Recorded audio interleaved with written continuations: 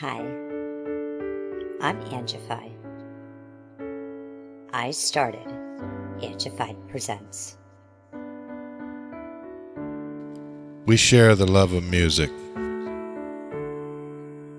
It has been medicine and therapy. Nothing else worked. It has saved many of us. With mental health, we need to open our eyes. Hurt people hurt people. We ask that you listen, comprehend, and relate with your ears. Form that heart of unity and one. We share on this stage. Statistics, feelings. And ourselves. We stand with the belief to be you, to be heard, and to be original. We all may be different, with opinions and beliefs. At the end of the day, we are all brothers and sisters. We are family. We ask that you join us in a magical journey with artists from around the world. Open your minds. Let in the love. And listen with your hearts. We all want a better tomorrow. Be one. Communicate and look out for one another. And then, and only then, will you find the world. We will find peace in all the world. You'll find the world. And you will find in this shining world heroes among us and every boy and girl. Many have been broken, red hearts turn black. Love will melt the ice and turn it back, and you will find the world. You will find the world. You will find the world. And when you find a place called home, where everyone is free to roam, a whole new world, a better place for our children's futures at stake. And you'll find with music in your soul, laughter in your hearts. Together we can grow a better place with love in our soul. And you will find together we can save it all. And you will find a place called home, where everyone is free to roam, a better place, a whole new world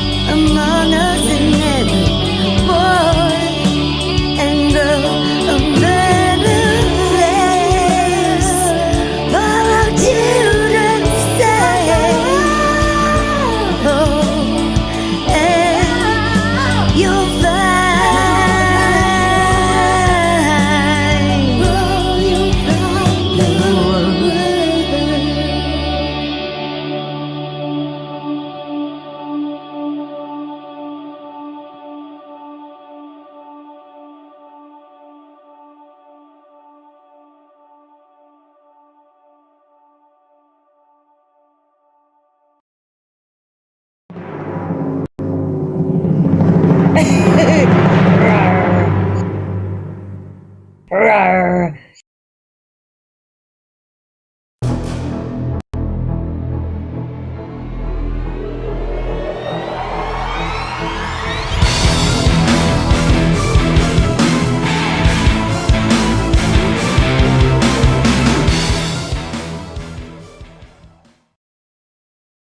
We cover digital, audio workstations and music tools. We explore theory, gear and 82.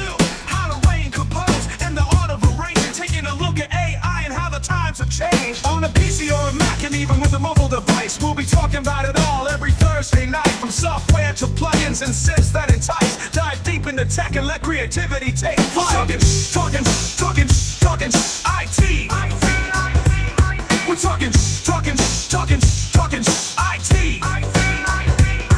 Come and join in and have some fun. It's highly educational with a lot to learn. From bedroom producers to seasoned pros, we're breaking it down so knowledge grows. Whether you're a DJ or a beat making wizard, we got the tips and tricks to make your sound sizzle. Mixing and mastering, that's our jam. With the tutorials and tips on how much rap. Get the best quality from your setup and gear. Tune in every week and lend us your ear. We're talking IT. Come and join in and have some fun. It's highly educational with a lot to learn.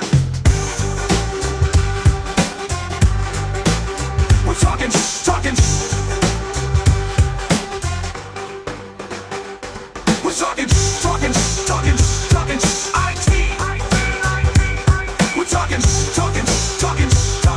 IT. Every Thursday night on Angified.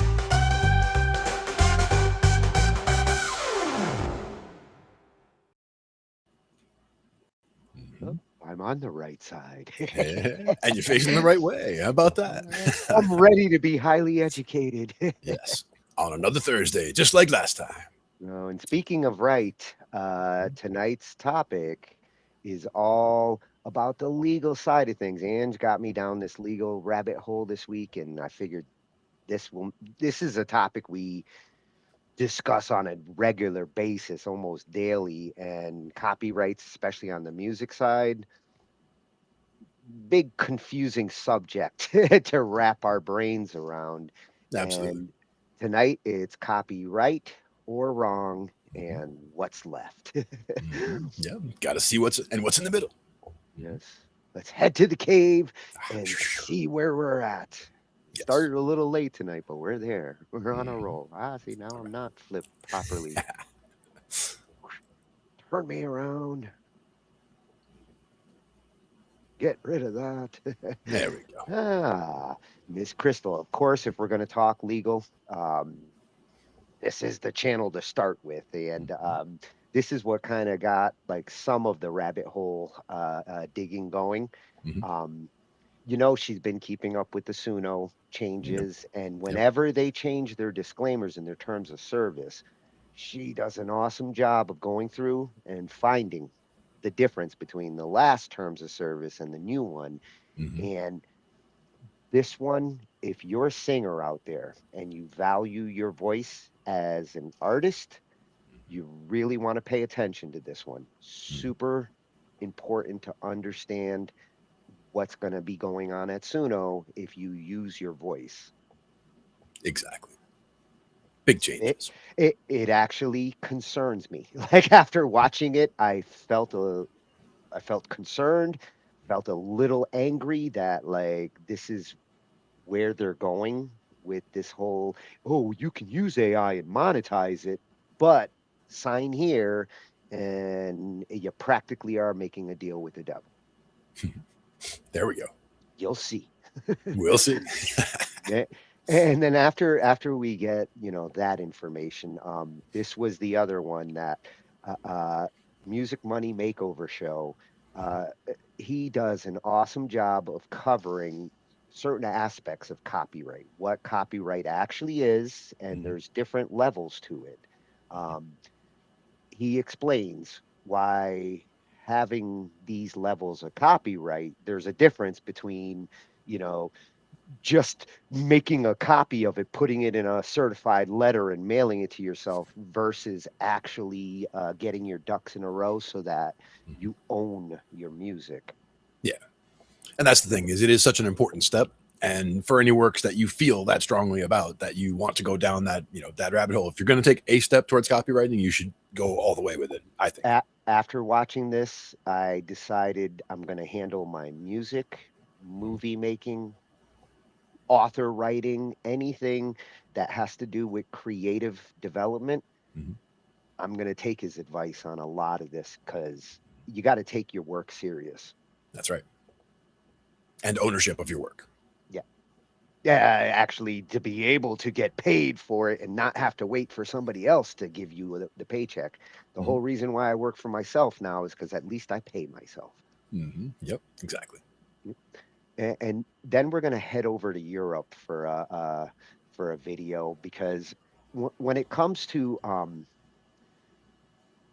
technology standards, social media standards, and internet privacy, Europe has kind of always been on the forefront of regulating and trying things. A lot of times you see them do it, and a couple of years later, you start to see them talk about it in other countries like the United States. And this one is going to talk about how Europe is starting to push back on these social media bans. So it's kind of interesting to see Europe moving in this direction now because they're usually on the other side of this fence. And again, it comes down to, what arguments are in favor and against. And a lot of times, if people are against the censorship, I mean, we know a lot of the reasons why people would be against censorship in the first place. But there's also specific reasons why, people may be jumping into this boat at this point in time because of where things are headed with AI and with other things, with data privacy and the lack of privacy going forward and all of that. A lot of people have interesting views on that whole, spectrum of things. Yeah, yeah. And this is kind of a nice balanced look at both sides of that. A lot of stuff, we've talked about over the last couple of months as we've talked about IDs for operating systems and platforms and how that should be handled and whether it should be up to the platforms or to the parents. They're going to address some of that. This is going to be Tech Privacy News Explained. And I think we should understand Europe's perception here of this. Indeed. And then this one, I was originally going to do a 3D printing night, which is coming because I'm looking at 3D printers. I really want to know more about them. Yeah. And this one kind of covers an aspect that involves 3D printers when it comes to the files that you use to print stuff. And new law in March is kind of changing things, and I'm sure that we might actually butt heads here a little bit about the rationale behind this. But when you see how far this kind of law can go, it goes beyond good intentions. And you know me, I get concerned when I see a law that can be easily taken advantage of to start covering things that it shouldn't cover. And you'll know when you see it what I'm talking about. I think I already know it before I see it. Yeah. The Loyal Moses is going to cover this one, and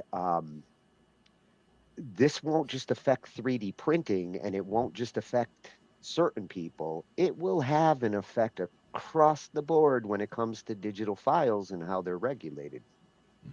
So it will affect you whether you think so or not. And once again, that one's going to be interesting to see, again, what kind of prompted it and what, and where the sides are being drawn. Well, and when you see what prompted it, you're gonna be like, oh, of course, I knew this was gonna lead to this. And of course it did. Yeah, indeed. And then to finish things off, a new legal channel for us, and I'm loving this channel. I've been perusing through some of his videos, and what's nice here is like, Miss Crystal, she really focuses on the AI side of the industry, the entertainment side, the music side. That's her focus. Here with Lawful Masses with Leonard French, it's a nice overall legal channel. He really knows his shit about everything. So he's a perfect addition to our subscription list now. Nice.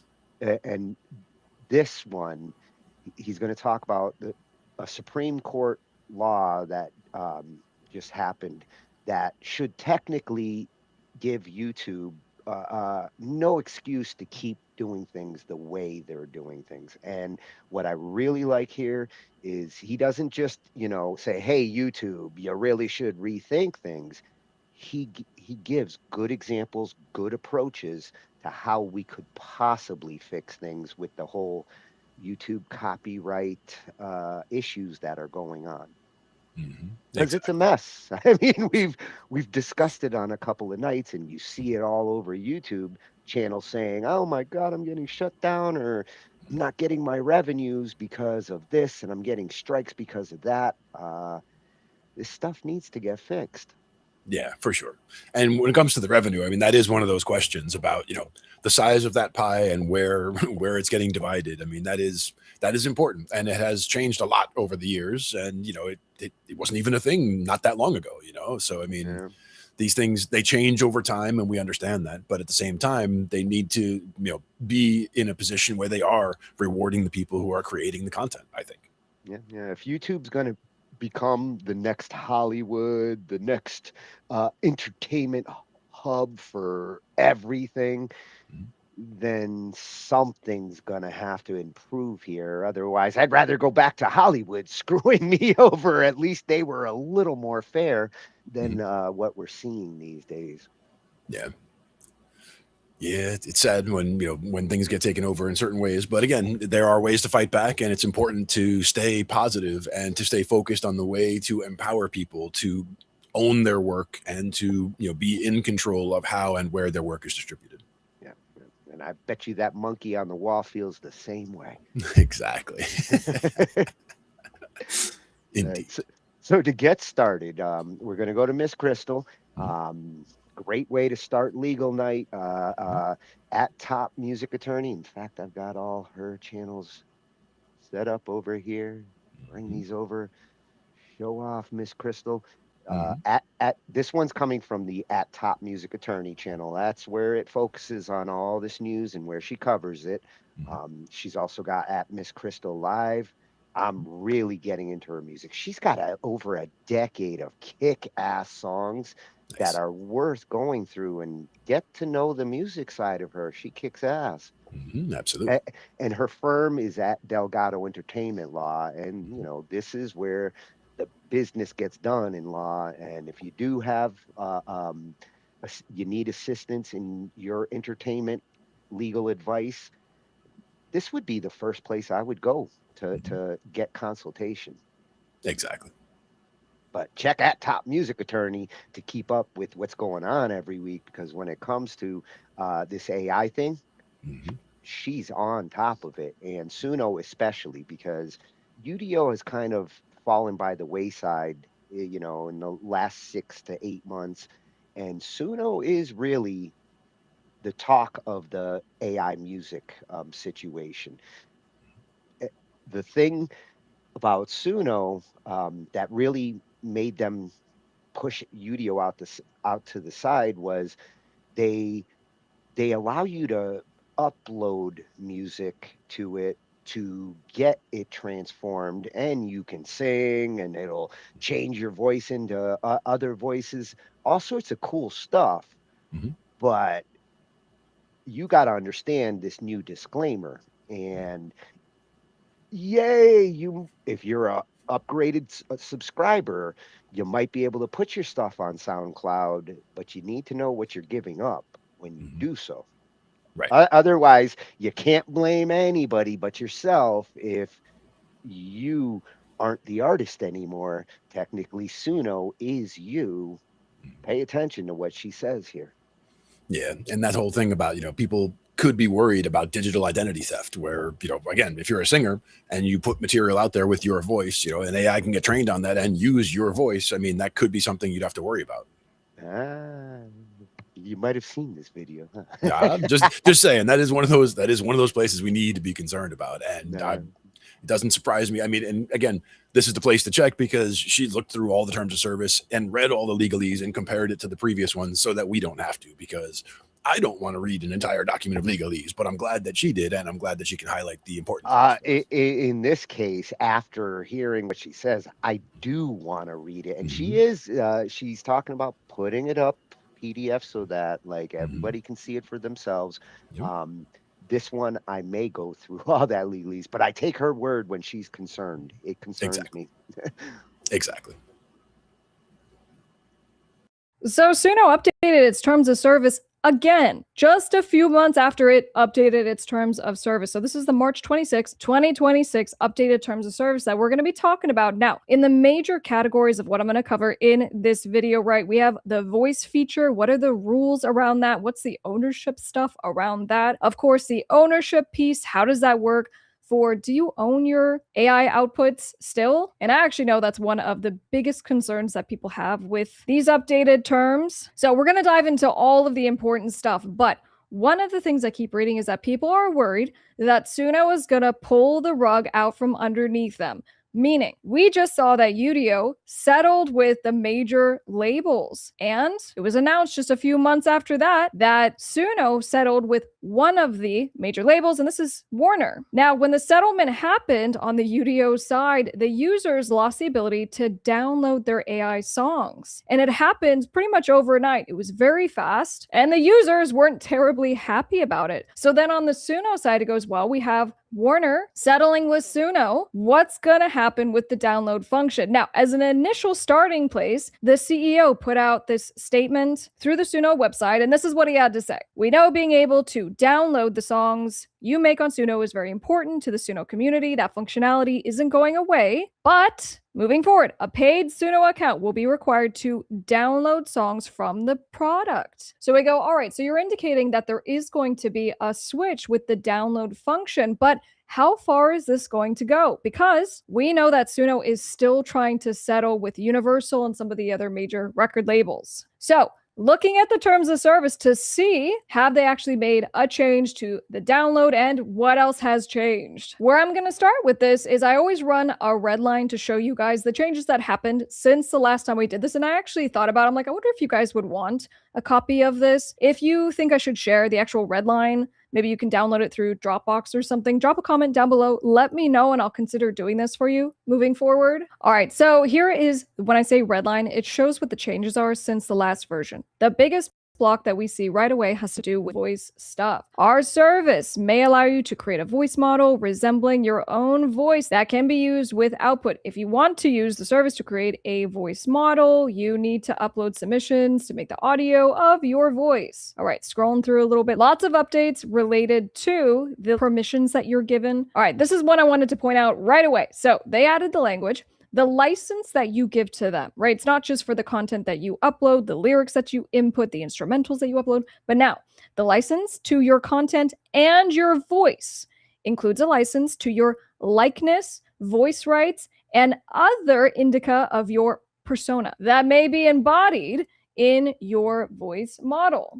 Okay, so the terms very clearly say, you give an irrevocable, perpetual, you can't take it back. They're not going to pay you anything for it, for anything that you upload into the platform. Okay, so this was already existing. You need to know it's very important because you can't claw this back. I've had people reach out to me and say, I didn't know and I don't want my songs to be trained by the AI. But at this point, what it's saying is that you cannot claw back those rights. So now what they've done is they have added your voice into the mix. Now, while it says for the avoidance of doubt, this license authorizes us to make your content, including your voice, not for making a voice model of you, but basically if it's going to create songs that sound like you, that sounds like your voice, that is the right that you're giving to Suno. And then of course, that means other users can use a voice that sounds very much like yours. So as it relates to the voice feature, that is now what you have agreed to by using the platform. But let's move on because I know you guys are concerned about the ownership piece. Do you still own your outputs? Can you use them in a commercial fashion? And this is how it works. So for the paid plans, right? So Pro, Premium, you get more things, right? So you're going to have the commercial right to distribute your songs, to put them on music platform, to monetize them, right? To make money. But there's a very important limitation. Even though you have the ownership in the AI song, you do not have protection of the copyright. And Suno says it doesn't guarantee that the copyright in your song has been cleared. And all I can say is that there are AI artists who are having claims against them, who are getting sued for alleged copyright infringement because these platforms give you songs, you go and use them.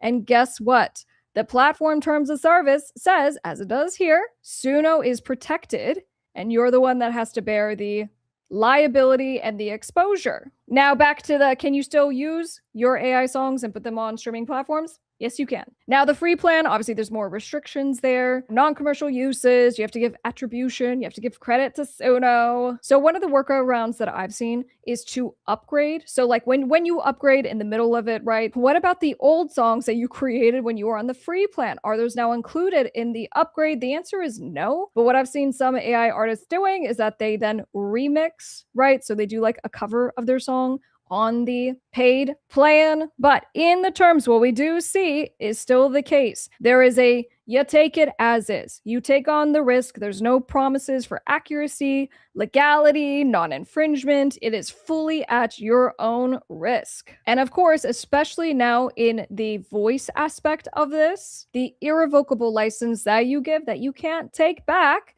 that still is the same as it exists in the updated terms of service. Okay, and I promised I was going to circle back in regards to the download function. As of right now, there have been no updates made restricting you in any kind of way from downloading your outputs other than what we read on that blog. But I do want to draw your attention where it says you agree. By entering into these terms, you and Suno are each waiving the right to a trial by jury or to participate in a class action. So the reason that matters is because when UDO decided to pull out the rug from its users, there was a real desire for the users to do something about it. So it's important for you to understand that if Suno makes a dramatic change at some point and you think you have a claim, well, at least for purposes of being a class, that is something that you have agreed to waive. Now, I think one of the things that we are learning as we continue to track the changes that are happening with the terms of service is that the terms can change anytime. And that's why you have to be vigilant. Obviously, subscribe here. I will continue to track them for you. But once they change, if you continue using the services, that is your agreement under the law to whatever those new terms are. And so that's why it matters that you continue to track and understand what this contract says. Now, I understand that there is a broad spectrum of different creators who use these platforms, and so please drop a comment down below. What are the biggest questions or concerns that you have? And so that when I do the next update in a month, or whenever they make more changes to their terms, I'll make sure to answer those questions. I'm top music attorney, Miss Crystal, and I'll see you on the next one.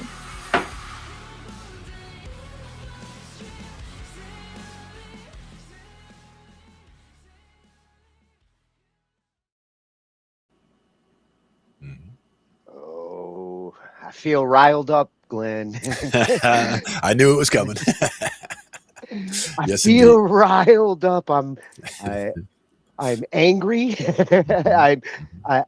I have less reason to even want to touch Suno now than ever. I'm kind of disgusted with these companies that they cover their ass with this legalese to say, by doing this, you say that you won't sue us, that you won't create a class action lawsuit later, when obviously they're worried enough about a lawsuit that they're going to put that in to cover their asses at a time when they're still straightening out the legalities of all of this. Yeah. And that's the thing, is this is kind of a preemptive move in that regard, where it's, they're putting that into the terms of service from now going forward, so that from here on, if anyone tries to, or thinks to create a class, they can't. So that's where you're agreeing to give up those rights by agreeing to the terms at this point. I'm going to give you a scenario that's definitely going to happen, and there's going to be class action lawsuits whether they like it or not, because if somebody, let's say you're collabing with somebody on BandLab and you do some vocal parts on that collab And that person decides, oh, you know what? I'm going to play around with his voice over on Suno. You didn't give Suno permission to model your voice and now forever use your voice, but somebody else did in your favor. That's the And question. Yeah. if it was me and it was my voice and I was a struggling artist trying to make an identity for my sound, and somebody went and uploaded my voice to Suno without my permission, not only would I go after Suno, I'd go after my fucking collabor for doing that shit. It would piss me off to find out that like somebody did that to me. Yeah. And if And you're again, a singer out there, if Mhm. you're a singer out there and you are working with people who you know are using Suno to play around with the track, you should be emphatic not to use your voice without your permission there. And again, if it does get used, that's already in the training set then, and then it goes forward and you wouldn't know it until you hear, your voice singing a song that you didn't do. And you're going, where did that come from? And all of a sudden you find out that if you did track everything back, you would find that somewhere at some point, someone did give up the rights to that voice track when And they upload it. Because it's when they upload, that's when the rights are given. But again, they might not have owned it, as you said. if those models were built pre-March when these disclaimers came out, the big problem is there's no transparency with Suno as to when did the model learn to sound like this singer. If they can't prove like when the model learned it, then how are you going to know whether you unfairly got modeled or you did it now because you ignored the disclaimer? And which case, if you do it now, if you watch this, then you know what's going to happen. Shame on you if you do it now. If it was done before this disclaimer, I think they do have lawsuits coming from some artists out there who they screw over, and they're not compensating these singers for the use of their tone and their sound. They're charging you to model your voice. This is insane. Yeah. Well, not only that, but again, looking at all the people who are not going to read the legalese, they're just going to see, hey, new terms of service came up. They're just going to click OK, move on, and get back into their project and continue with what they were doing. They just gave up the rights to their voice. So their voice now is in there. It's in the training model. And the question is, when that all happens, let's say the AI training loves, my voice, and it makes, Why famous, wouldn't it? and it I'd makes a love famous to have your voice. and it makes that voice famous in all different styles because you can do it all over the place and whatever. And let's say I wasn't going to put anything out before that, but now all of a sudden I get recognition because all of a sudden people recognize my voice. And, hey, wait a minute, aren't you the guy who blah, blah, blah?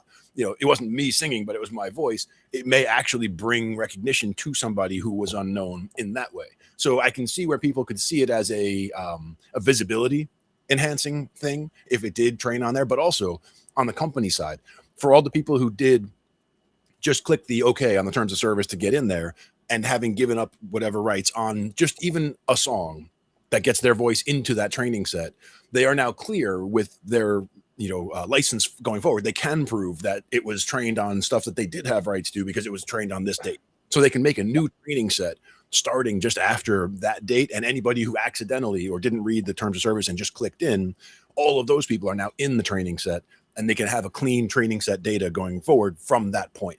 So on their point, by sneaking it in like that, they're able to just make that happen. But it depends on how many people actually noticed. And So if people start using the Glenn model, because hey, it's a sexy baritone voice, and all of a sudden all these songs start coming out, and it's like, damn, Glenn, you're a virtual rock star. You're in like thousands of songs out there.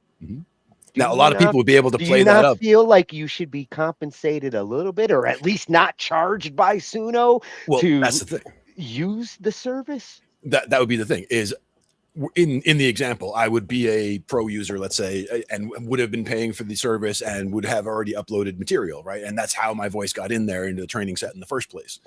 I clicked OK on the terms of service after such and such a date. So now it's in there. I've given those rights. It's now trained on the data. But my point is the ability to then to leverage that into, you know, recognition or into visibility, you know, into becoming famous. You know, if that voice becomes famous and all of a sudden you can put a face on that voice, even if it wasn't you singing it, it could then be a window to get you, you know, So to where so you e could then go somewhere. everybody knows that sexy voice is Glenn's model. It's Mhm. not Glenn, but it's Right. Glenn's model, Right, and you can put a and face to the name and what have and possibly they might go look at your original material Right. because they like your voice. Yeah, Right. it's possible, but But I what also do you think understand where the you're coming more from. likely? What do you think the more likely outcome is going to be? Is nobody's going to know it's your voice. They're just going to know that voice, Mhm. and they're not going to associate it to a human. They're going to associate it to Suno. Right. But now the other question is they don't own my voice, right? So I can now still put out original material and not get copyright strikes against, you Well, know, because that's or they already have that voice copywritten, right? but there's the irony, and that's been the problem the last couple of years as these voice modelers have come into the picture. Is you've had singers out there who have said, "What the hell's going on here? This AI sounds like me. Where did that come from?" And we're not talking like just average sounding voices. Distinct voices that you can't mistake. Like, Mhm. wow, that sounds like Celine Dion, Yeah. Lady Gaga. There are certain voices that Taylor Swift. Mhm. If all of a sudden every song out there sounds like Taylor Swift, even she's in trouble at that point. Yeah. And again, you know, being able to just custom make music, you could literally just talk to some of these, you know, talk to AI and say, hey, I want a song that is kind of a happier song with the themes of this, this, and this, you know, sung in a vocal style like so and so. And it could sound just like so and so with the AI, you know, being as it is, because there's enough material of so and so that's in the public domain or that's out there, you know, in the training material, in the training data that is able to actually build something that works for that. They have to, because it has to understand what you're asking for in order to give it to you, right? So, like, if you're asking for a specific Allman Brothers song, it would have to understand what you're asking for. So that's where, you know, training and Well, knowledge of what a song is and enough training data to reproduce it is two different things, right? and that's also where Suno kicked Udio's ass by having that feature where you could give it samples and you could say in the style of, and you could actually like prompt it to sound like something you want it to sound like, which of course, yeah, it makes sense. Like I'm making the song and I want it to sound like this song. People are gonna do that with the musical AIs, but how far can the AI go to sound like something? If it's sounding like the artist itself or the exact song that you're trying to sound like, then is that too far?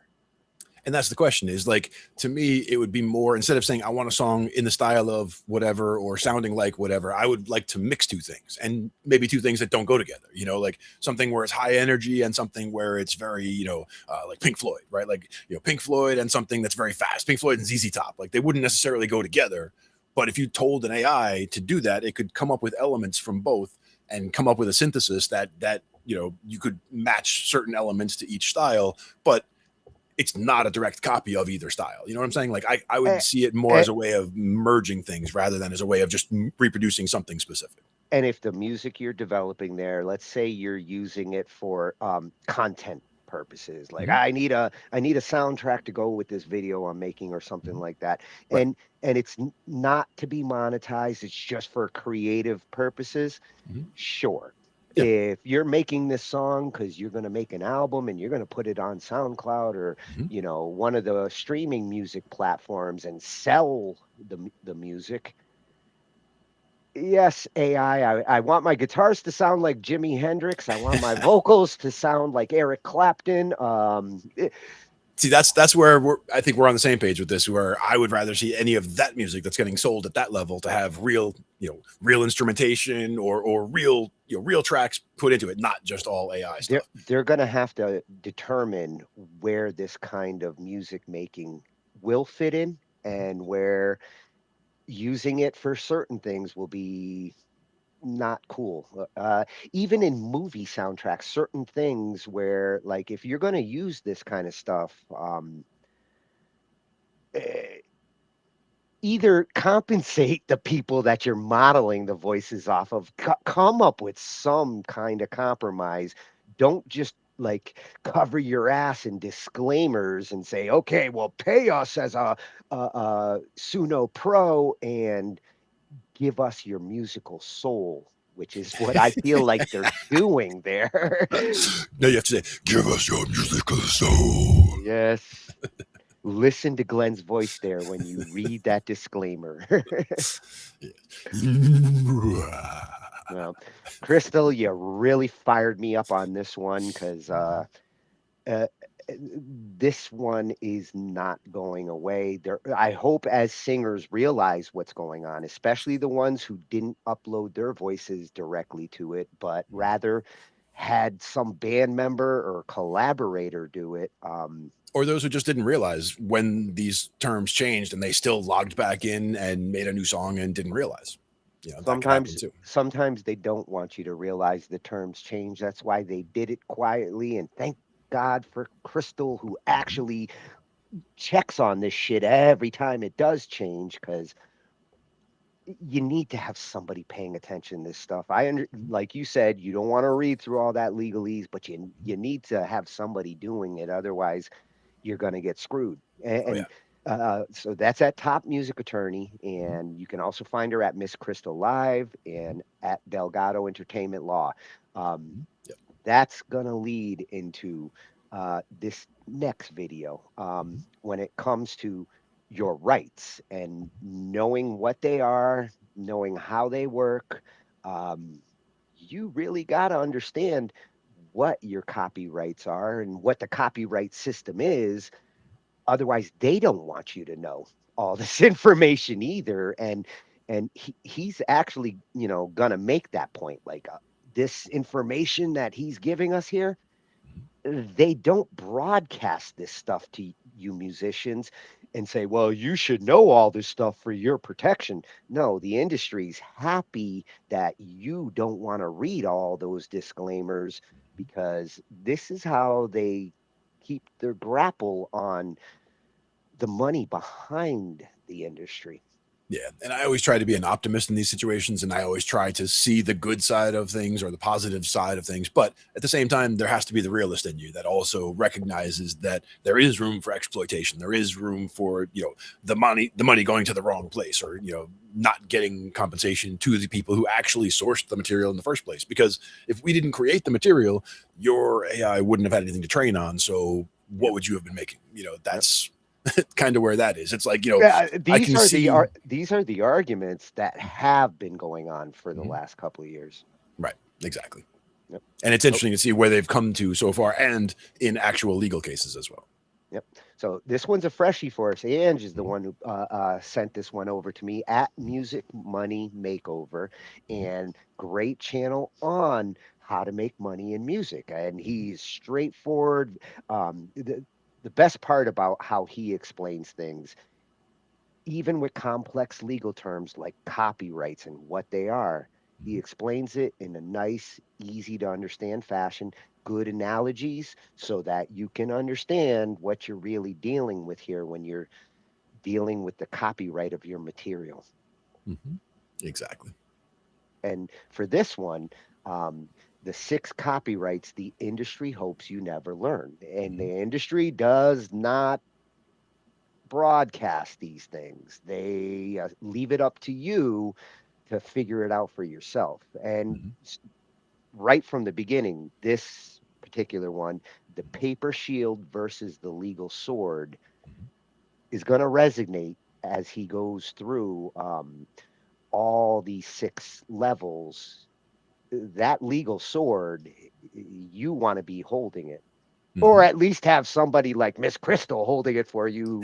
She knows how to wield a legal sword. Exactly. And when to use the sword and when to use the shield. Yeah. So I hope this one, for those of you who value your work and your material, chew on this. The industry isn't stealing your work. They're waiting for you to abandon it. And there is a specific legal blindfold that they place over every creator's eyes. It's called automatic copyright. And they tell you that you own it the second that you create it, so that you will never bother to weaponize those copyrights. But while you're playing artists, they're playing statutory chess. And today we're removing the blindfold, and I'm going to show you the six levers of Title 17, United States Code Section 106 that the industry uses to build empires, and how you can use them to burn their leverage to the ground. We're going to get dirty in this video. So let's just jump right in. Let's talk about the paper shield versus the legal sword of it all. And before we do that, I've got to express to you what copyright is. So first, let's define the beast itself. Copyright is a natural right, which an author has in their own original literary compositions. The exclusive right of an author to print, publish, and vend their own literary works for their own benefit. Though natural in law, these particular rights are formally granted by federal statute to the author of an original work. It's not a pat on the back for being a creative, it's a government sanctioned monopoly on an expression. So now, here is the lie that the industry lets you believe. The moment you create it, you own the copyright. Technically, yes, you do. Practically, it's useless. In the eyes of the industry, automatic copyright is a paper shield. And if a major studio or label infringes on your work, you can't even step foot inside a federal courtroom to sue them without a registration certificate. So you have a right with no remedy. You are holding a common law title in a statutory world. And I'm going to repeat that 2 more times so you understand. You are holding a common law right or title in a statutory world.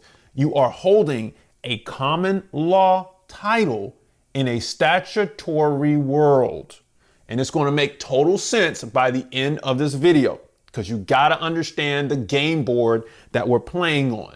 So now, the power source here is Title 17 of the United States Code. And if you want to play the game the industry plays, you have to cite the source itself, Title 17 of the United States Code. I'm going to say that forever in this video.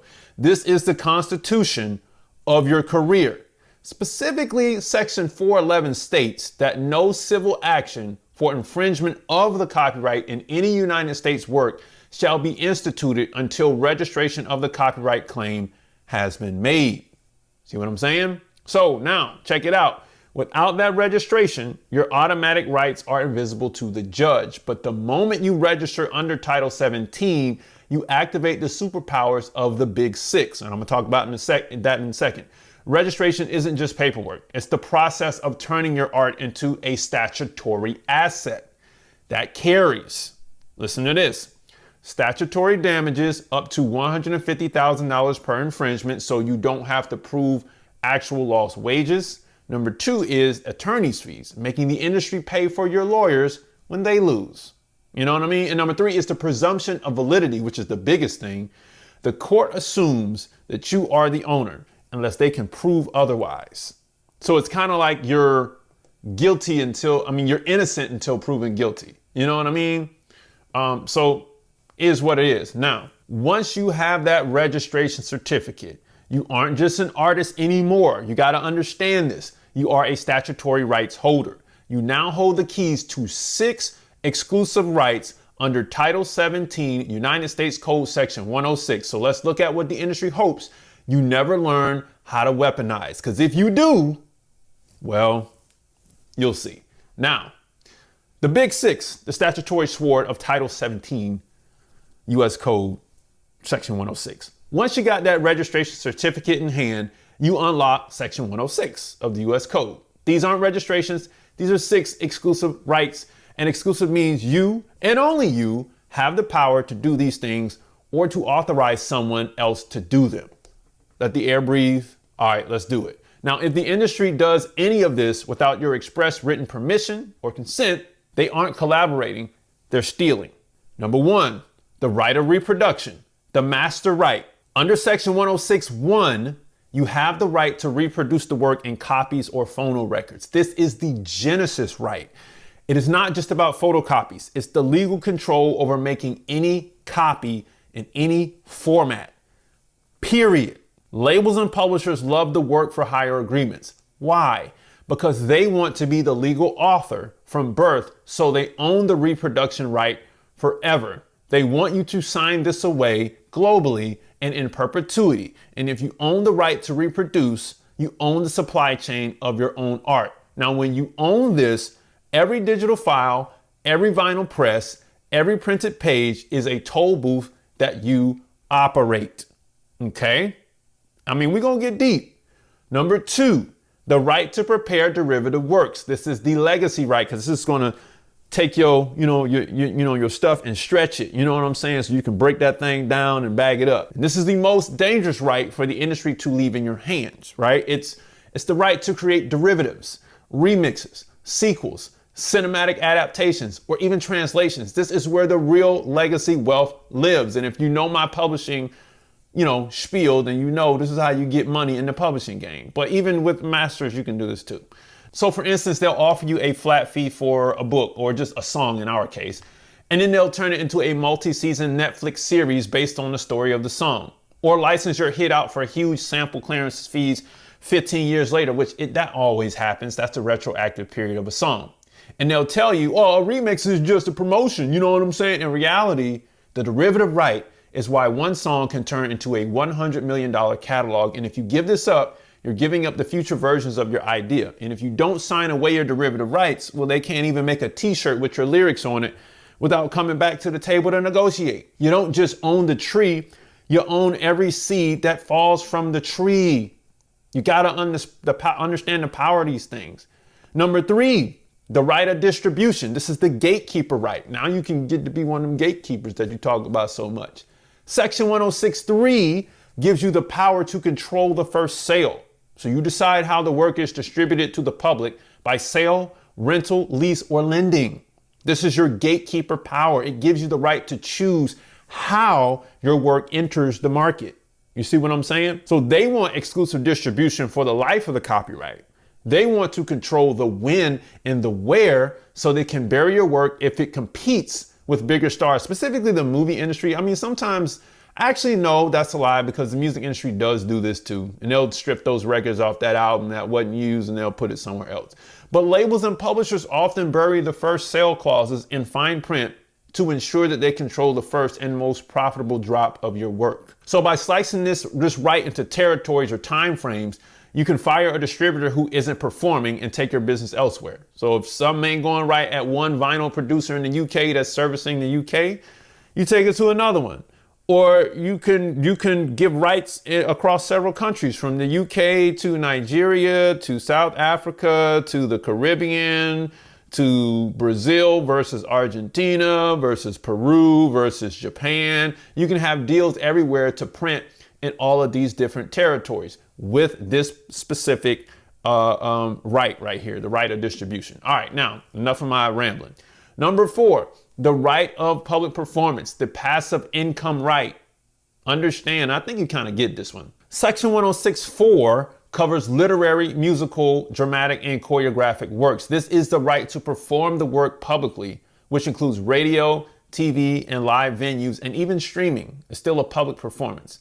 They rely on the complexity of performance rights organizations, PROs, to keep you confused. Like, they hope you never audit your black box royalties. I mean, now this is pretty easy for most, but PROs or performing rights organizations collect this money, but billions go unclaimed every year because simply creators don't really know that they have a seat at the table, especially when it comes to live performances. And this right ensures that as long as your work is in the air, broadcasted, you are getting a piece of the atmosphere. It is the ultimate make it once and get paid forever lever.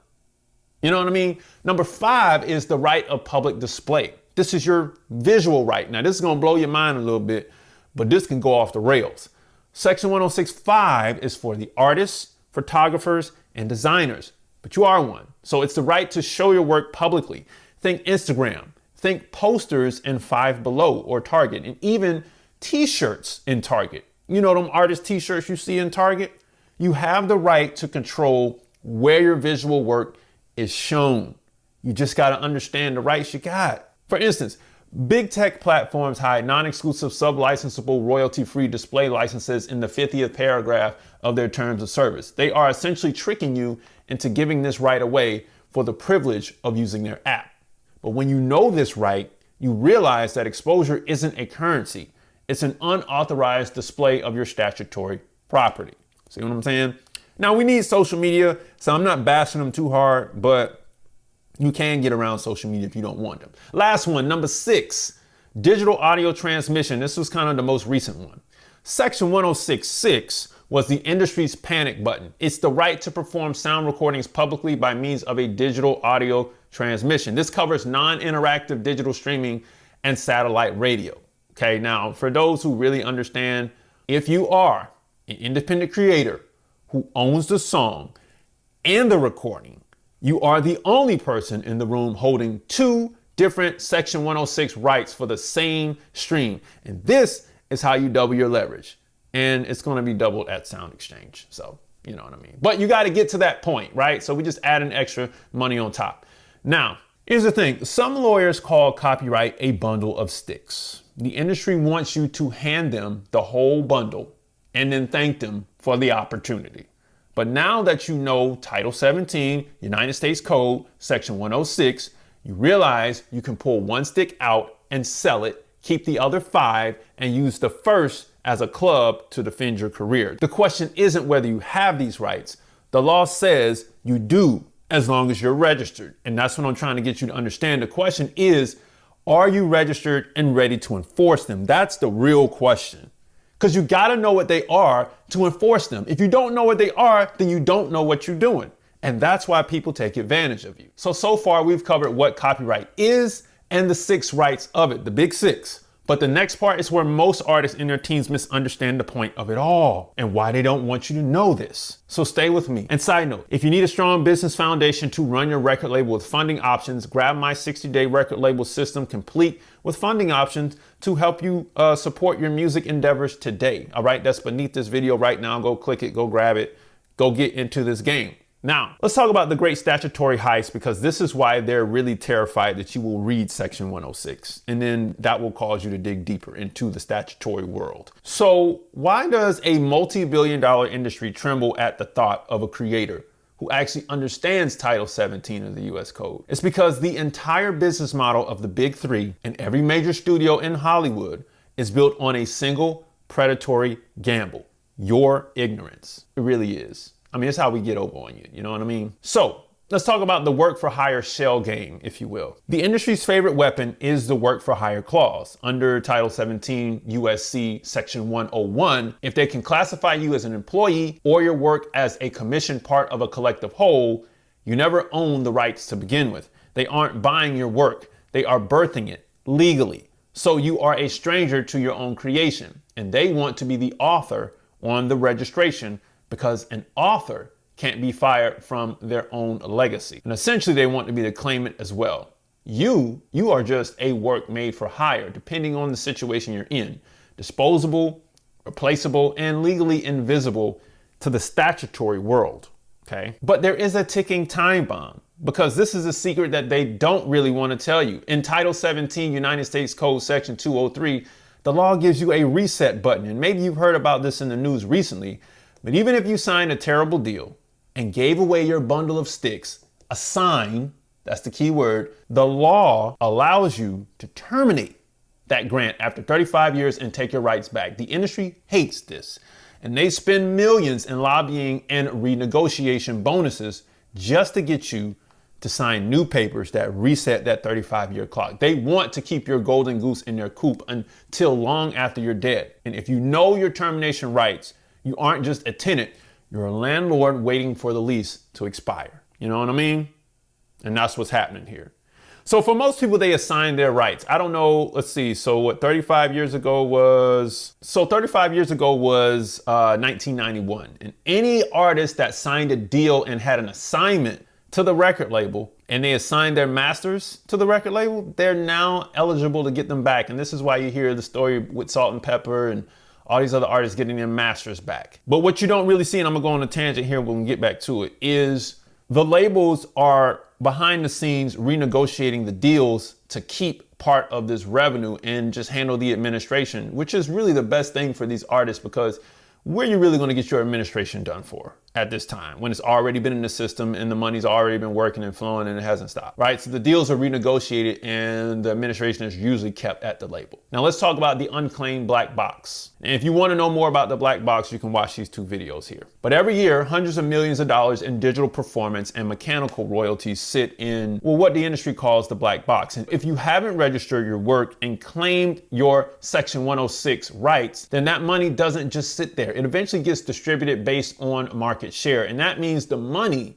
that you earn from your streams gets handed over to the superstars and the major labels because they have the biggest piece of the pie. They are literally eating your lunch because you didn't bring your own fork. And that's nobody's fault but yours. Now, why do they push the alternative dispute resolution and internal mediators? Well, it's simply because they are terrified of a registered statutory holder. If you have that certificate of registration, a judge can award you up to that $150,000 per infringed work that we talked about earlier without you proving that you lost a dime. That's statutory damages. It makes you an expensive person to bully. The industry's entire legal strategy is to keep you unregistered so that if they steal your work, your only legal recourse is to prove actual damages, which requires an army of accountants and attorneys you can't even afford. They want you weak so they can keep the sword of Section 504 of the code out of your hands, and that's Title 17 of the code, out of your hands. You know what I mean? So the industry doesn't want partners. They want inventory. That's why they buy up catalogs. They want you to stay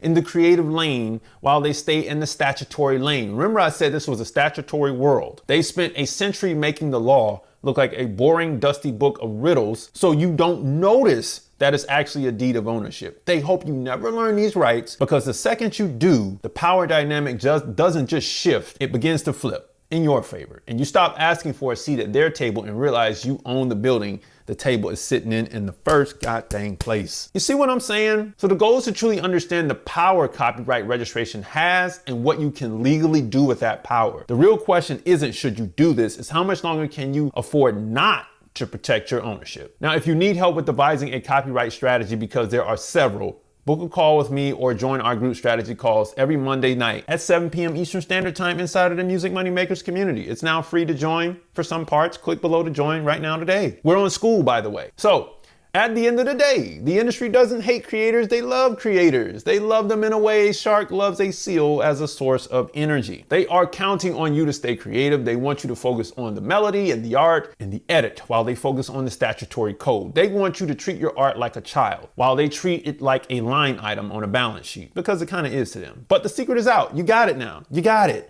Copyright isn't a boring legal hurdle meant to keep you down. It's the only thing that levels the playing field between a kid in a bedroom and a CEO in a skyscraper on the 13th floor. Title 17 USC is the great equalizer. So now when you understand the big six, when you register your work and when you stop signing work for hire agreements like their terms of service for an app, you stop being a victim of the industry and you start becoming the owner of the industry on your terms. Music Money Makers, if you make music, you should always make money every time. Log on to musicmoneymakeover.com. Grab the 60-day record label system complete with my funding options. Book a call. Join the Music Money Makers community. Grab the free stuff below. Watch this next video right over here to save your career. And I'll see you next time. Peace.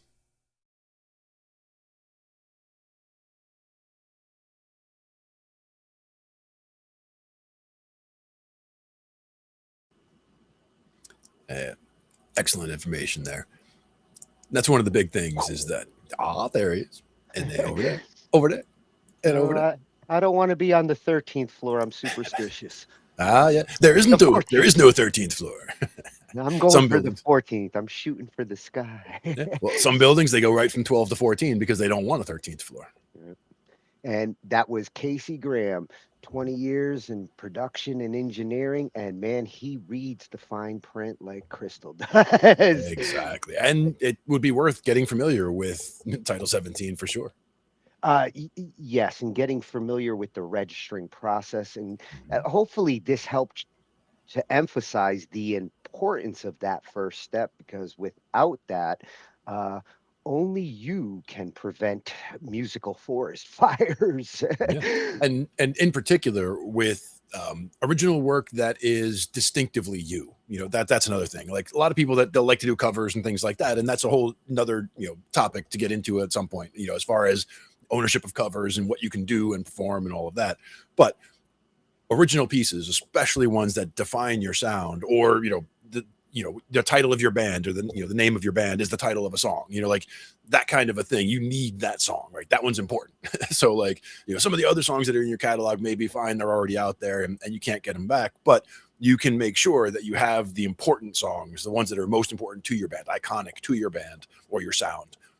Make sure you take good care of those. Well, and to complicate things even more, it's not just the copyrights on the actual song and its structure and all of that. It's also the original recordings of them that a lot of times it's the producers and the ones who make the album that want those recording rights and hold them.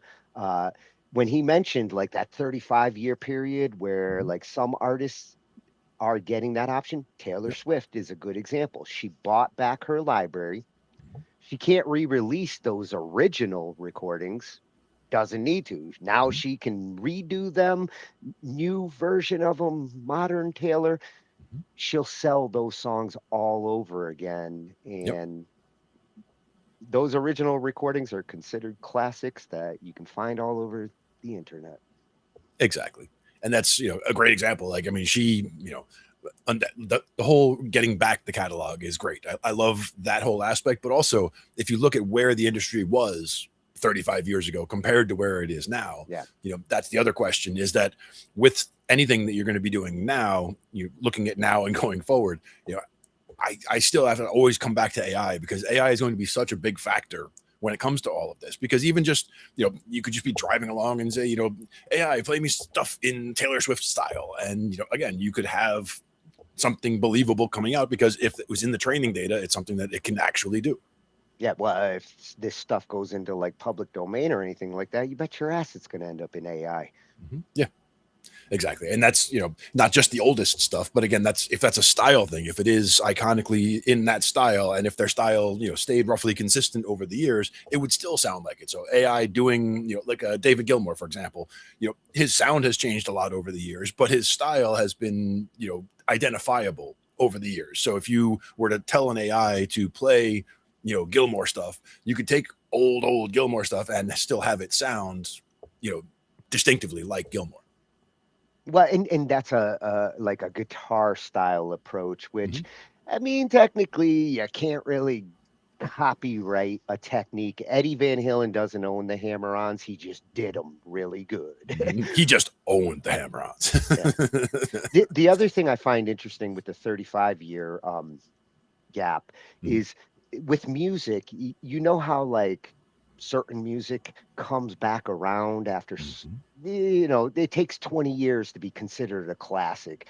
It takes somewhere between 20 and 30 years for a musical genre to come back strong for a little while. And you've noticed over the last couple of years, the sounds of the 80s and 90s are making their rounds, trending on the internet again. So those artists who actually do get back their libraries in that 35-year gap might find those songs that were strong then could be even stronger now if they're re-released.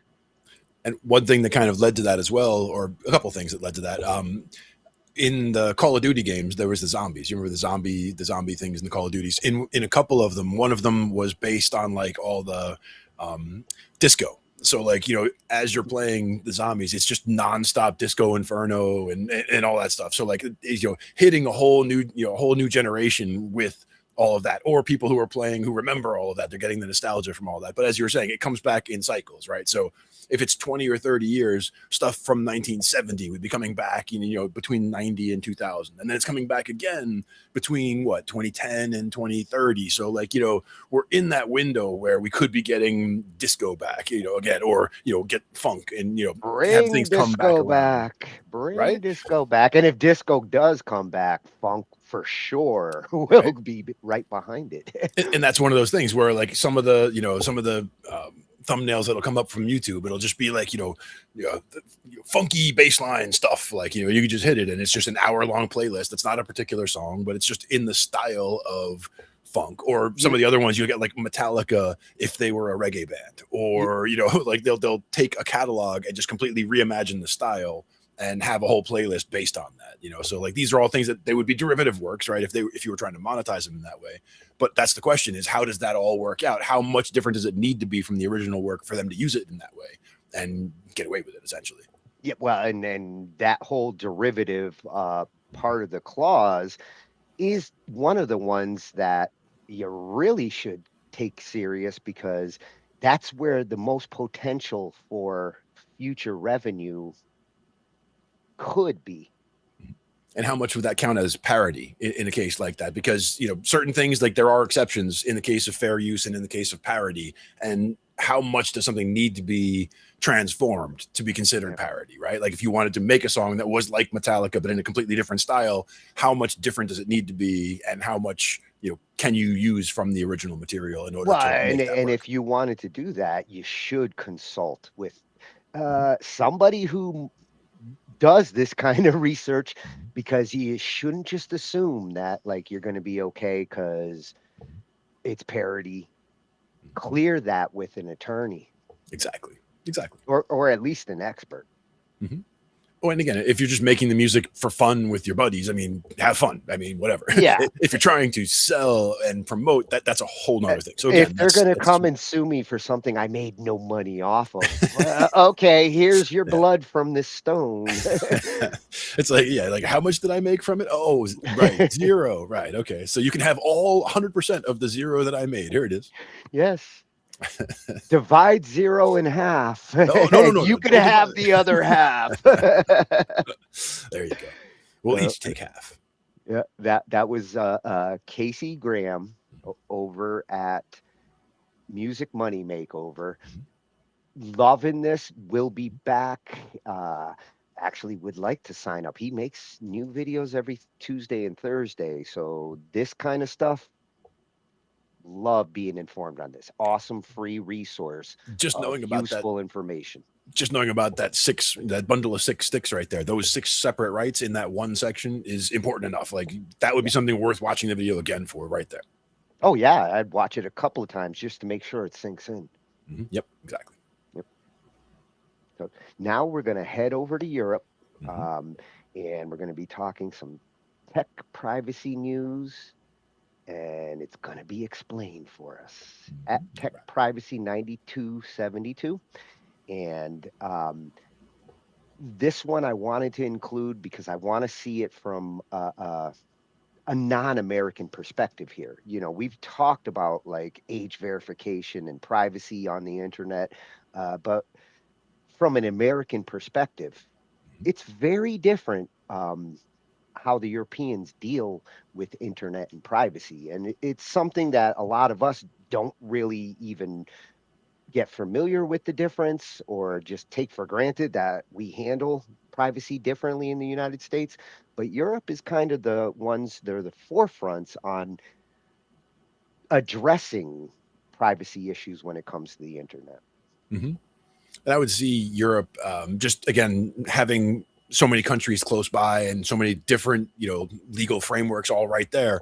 I could see that being, more collaborative, or more, working together to try to figure out a way to, have privacy working out. Whereas the US kind of considers itself as an alone thing. Like we kind of do our thing and we see how other countries do things, but we kind of still just do our own thing, Yeah, I think with Europe, because it's a union and you've got so diverse of countries involved there, whereas with the United States, we've gone the federal route, and like, you really want to make a law, make it federal. And when they say don't make a federal case out of it, they really mean it. Yeah. And again, the internet is one of those interesting things where it does cross all those borders. So, yes, if we're posting things from here and someone's posting things in Germany, then what exactly, which laws apply? And, we have to have some common framework that we're all under as far as that goes. The biggest complication with having an internet is there is no internet police. Not at the federal level of the world. Or it's that we are all the internet police. Like we can't really kick people out, but it's you know. Yeah. There are internet vigilantes who's it's just like there's white hackers and black hackers. There are some internet superheroes out there who really spend their time trying to clean up a lot of the law breaking that goes on across countries where there's no jurisdiction at the moment. Yeah. And when there's nobody watching, that's it's good that someone's watching, but again, who's watching them? That's the other question that comes around. I always feel like somebody's watching me. Exactly. So Tech Privacy News is going to talk about how Europe is starting to push back on these social media bans. And we've been hearing about some of these social media, not bans, but like settlements and, this ID thing that's being pushed across all of them. I'm curious as to what Europe is already doing and why they're starting to push back on some of it. Do they feel like maybe the approach they're taking isn't working, or might be more complicated than they initially thought? Sometimes it's even a slippery slope where they start to see where it's heading and didn't realize where it was heading at that point. Who knows? With this stuff, it's always a slippery slope. Somebody get me some skis. Just got to manage to stop on the side. Well, let's hit these moguls. There you go. So, is government censorship getting out of control? Now, we've been looking at this clear push in Europe towards restricting for social media for younger users. There's things like age limits, bans, verification. They're all moving in one direction. But we're now starting to see some pushback from within Europe's own human rights framework. Now, we're going to have a look at this story. This is basically the story. Even EU human rights chief says social media bans are human rights issue. So in this video, we're going to break down what's been proposed, what this warning actually mean, and how it could change how this debate unfolds. So the initial debate is no longer theoretical, of course. We're seeing lots of real big proposals. Now, Greece has said it plans to ban social media for under 15s, I think. The European Parliament has backed stronger age thresholds across Europe. And just about every government across Europe, including the UK and indeed around the world, are now actively debating bans, age checks and access controls. We've seen one in Australia that's in place now. So all this has shifted quickly from discussion to actual policy. But alongside all of that, we're now, at last, I think, seeing a bit of pushback. And this is what this story's about. So it wasn't the EU commissioner. It was a senior European human rights official who has warned against these kind of blanket restrictions. Now, it's an official statement. But first, I should clarify quickly. This warning hasn't come directly from the European Union or the European Commission. It came from the Council of Europe, specifically the Commissioner for Human Rights, which is a separate institution. But it's one of those key bodies responsible for human rights in Europe. And when they step in like that, it usually means something significant is happening.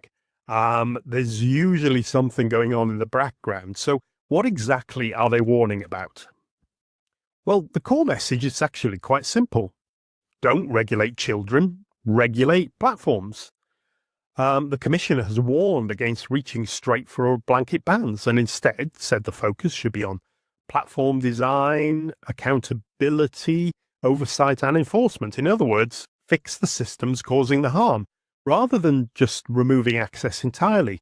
But to understand why this matters, we need to look at why governments are moving in this direction in the first place.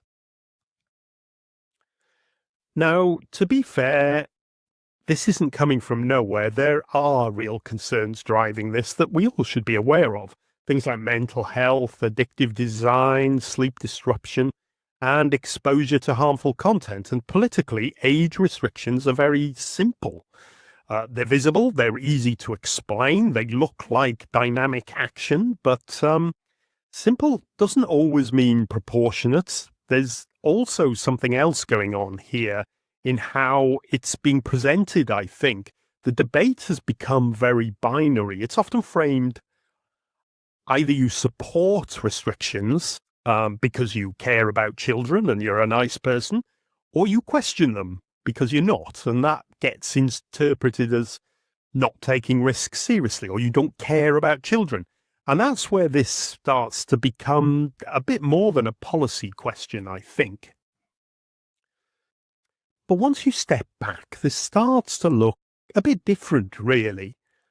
If access is restricted purely based on age, you're not targeting behavior, you're not targeting specific harms, and you're excluding entire groups of people. And I think this is where it moves into human rights territory, if you like. But is internet access really sort of deemed a human right? Now, this is where things often get simplified a little bit too much. You'll often hear people say internet access is a human right. Now, it is based on something real, at least in Europe. In 2014, the Parliamentary Assembly of the Council of Europe said that everyone should have the right to internet access and described it as essential for exercising other rights. And that's where it's important. It's not the same as saying there's a clear standalone legal right to internet access in EU law. I mean, courts haven't really recognized that in an enforceable way. So the more accurate way probably to think about it is internet access is increasingly treated as critical to your rights. That means it underpins things like expression, information, and participation, even if it's not a simple legal entitlement on its own. So this isn't just a theoretical legal point. Now, this is obviously now part of a wider real-world debate, and this isn't just one opinion, really. The original statement came from the Council of Europe. It's been covered by multiple outlets, and at the same time, governments are actively moving towards stricter restrictions. So you've got two things happening at once here. There's a big, strong push towards more control, and at least there is now some more concern and trepidation about whether that control is the right way to solve the issue. So this is possibly where it gets a bit more interesting, because the concern here isn't just coming from activists or commentators, or it's coming from within Europe's own human rights framework. And the question it raises is quite simple. If the response to online harm is to restrict access for entire age groups, at what point does that stop being protection and start becoming restriction? Because that's debate, at least in Europe, it really is only just getting started, and I hope it continues to its conclusion. Okay, thanks for watching. I hope you've enjoyed this video. It's an important subject, and I hope I've done it some justice. I've tried my best. Thanks for watching, and if you've enjoyed it, please consider liking and subscribing, and I shall hopefully see you in the next video. Bye for now. Oh, I enjoyed that food for thought. Indeed.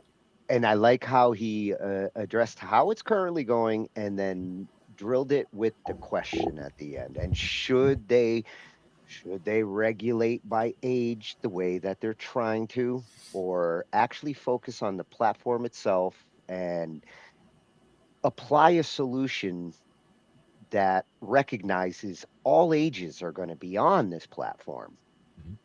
Do something about the platform, not like force everybody to disclose their age just to get on that platform. Yeah. Well, I think some of the issues that they had in the past with, having a platform that, identified, people who were minors was the problem that it made it easy to target the minors that they were exactly trying to prevent. So that was the problem that they had with it at one point. I can totally see at the platform level, like that's where we were talking about de-anonymizing at one point, where, you know, you get the whole anonymous internet bully thing going on, where when you have to actually put your name to something, it's a little different. Your name, your identity, everything. Like you're putting, you know, your words have you behind them as opposed to just being anonymous. I think that helps somewhat in what people will post, because what someone will post when they don't think anyone knows who it is different from what they will post when their name is attached to it. Now, me, I wouldn't post anything anywhere unless, you know, I've said it before, I wouldn't, you know, if I wouldn't say it in front of my family and I wouldn't say it to a judge, I wouldn't put it in email or online. So, I mean, people would say that would tell that to the angry typer who is just like, I'm gonna vent right now and I'm gonna say a whole bunch of shit I shouldn't say, and I'm things not escalate. gonna double check before I hit send. And that happens millions of times every hour. Yep. There were 1 or 2 times in my life where I had, like, you know, something had worked me up at work, for example, and I'm sitting there typing an email, and one of my buddies was sitting back there and he just hears me typing and he goes, "Don't send it." Because he can just like on the keyboard. He's like, "Yeah, no." And it's like, yeah, and you got to read back and be like, "Yeah, no, I shouldn't send this." Delete it. So it's very hard to get me to that point. But once I'm at that point, yes. It's kind of ironic that we live in a time where we can double check our thoughts and our words because of these techniques. And yet, ironically, so many people do the same shit that they would do if they were just spouting it out their mouths. Yep, exactly. And that's where, again, having some kind of, you know, composure, is having some kind of, you know, control over what you put out into the world is important. I mean, if you wouldn't say it, you know, you shouldn't put it in a song, you know. So like that's the way I feel about that kind of stuff too. You know, like certain songs put too much profanity in them, and that's something I don't particularly like. But I don't have a problem with swearing myself, but I wouldn't put it in something I'm going to put on paper or put out there unless it was there for a very specific reason. How you act online is not much different than how you act in real life. The mojo will come back at you. So how you act online, if you don't want bad mojo, if you don't want to feel like a target on the internet, don't act a certain way. Act civil. Right. And even when it comes to how things are explained, right? Like explaining things so that a kid could understand is different than explaining things, you know, in a very complicated and detailed manner. But a lot of times just explaining things the way you would explain them to a kid is the best way to start anyway. Like if you start there, you know, you can get into more complicated matters over time. Once you've established that you have, you know, understanding at the same level on a certain topic, you can, you know, go deeper and see what else is going on. But it's good to at least, you know, get to common ground first using simple terms. Yeah, it's a lot tougher to explain something to a kid online than for me to explain something to a kid that's in front of me. Another thing I would mention as far as age and all that is, like, it depends on the kid very much, because me as a kid, I mean, I was more comfortable talking to my parents' friends than kids my age. Like if you dumped me at a party and sat me at the kids' table, it's like, what? And if I'm at the same party, you dump me at the adults' table, I could have meaningful conversations with people, because I mean, I was big for my age. I was, you know, interested in things that were, you know, beyond my years. It was things that just, you know, that made me, you know, a weird kid maybe to kids that were my age. But were things that if I had, you know, internet access, if there was internet access back then, you know, I had it from like 11 years old. Yeah, I mean, bulletin boards, for example. I was calling bulletin boards all the time when I was a kid. You know, I had with the very slow speed modems and all that kind of stuff. So we grew up with all of that stuff in our lives, right? And we were on the very techie side of that, whereas people our age and, you know, even people older than us, like, would have no idea about tech for a long time. And a lot of, like, most of the people they around still don't in a lot of cases, even in Right. 2026. but the you know, if you walked into any corporate office, there's a good chance that most of the people there can at least do their main function, you know, daily. They know how to use Microsoft Word and Outlook. At least that's how it used to be. Now it's Google Docs.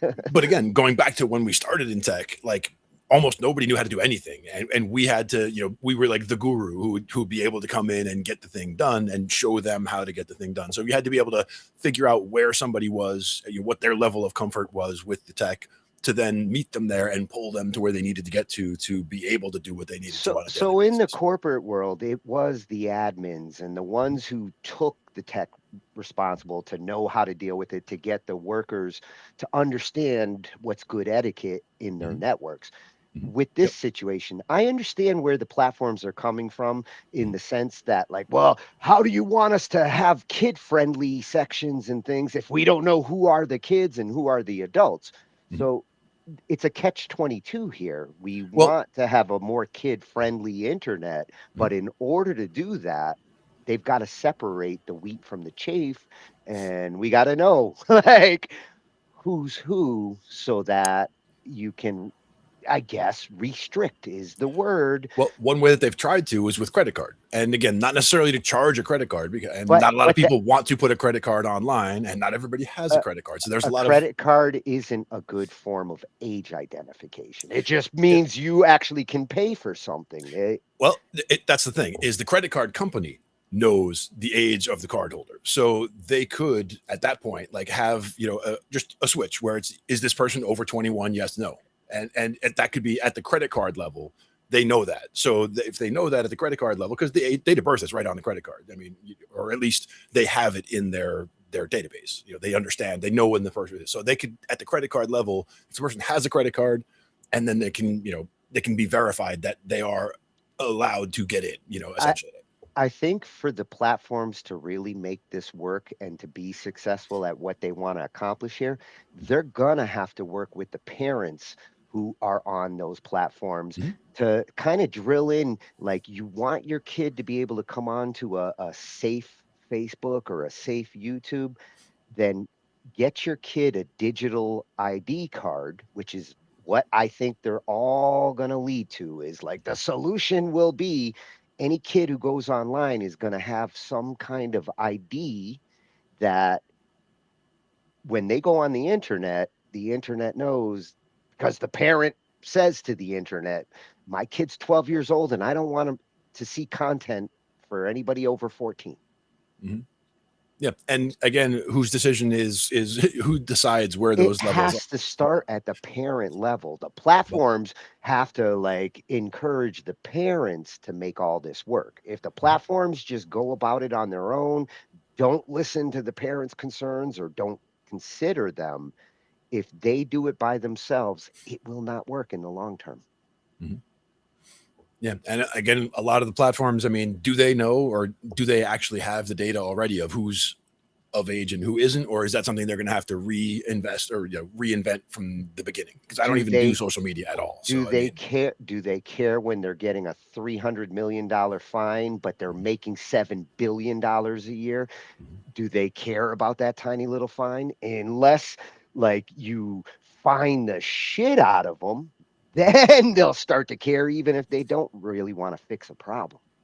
in some cases they try to get to those levels, but when you look at the actual amounts that are within the judge's purview to be able to change, like he can go up to this or as low as that, but there are limits to per incident or what have you. So they come up with some number of incidents and some amount per incident, and they can only get to so much of a number. But at the same time, yes, as you say, I mean, a big number like 300 million would shut down a small thing, but at something at 7 billion, Not probably a not so much. Facebook. Right, Facebook exactly. laughs at 300 million. Ha. Yeah. Mhm. We just spent that reading Mhm. this lawsuit.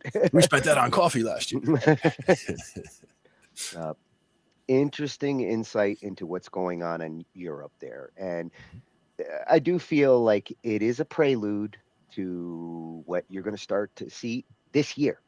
This isn't something that's going to spread for more years. This year, a lot of this is moving into place. Indeed. Some of the laws have already been done. Yeah. And that's where it's laying groundwork for, the future stuff to go from there. And how well has the stuff that's been put out so far, how well has it worked? And has it been effective in what they're trying to do? Or do they need to make big changes in how they're coming up with these things? Yeah, you got to look at the results. Like, if Yeah. it's not working, try a different approach. Yeah. And speaking of recent laws that are changing the landscape of things, uh, this one fascinates me. Partly because it involves 3D printers, which is a technology that I think is really like ready for prime time. People are going to start getting them like they got inkjets 20 years ago. And Yeah, they've come down that much. Yeah. yeah, and it in some cases it can be really useful if, like, say you're a mechanic or you're dealing with like machines that sometimes need a part that you don't have to go to the manufacturer to get a replacement part if you can fabricate it. And why shouldn't I be able to fix my machine with a fabricated 3D part? That's innovative. That's the Me, I love future. that. I love that. I mean, that's also rapid prototyping. You have an idea of how to fix something. You can make your own solutions, and you can make them out of sturdy materials. The problem I see is when you get to a certain level of how you can make 3D printed metal, for example, at this point. But how strong can it be? And you eventually are, I think we're going to come up to that point at some point in the video, but there you get to a point when it comes to 3D printing where you get to metal hardnesses that get you to a point where people could make firearms this way. And that's where you start running into problems. You don't even need metal for that. So Well, right.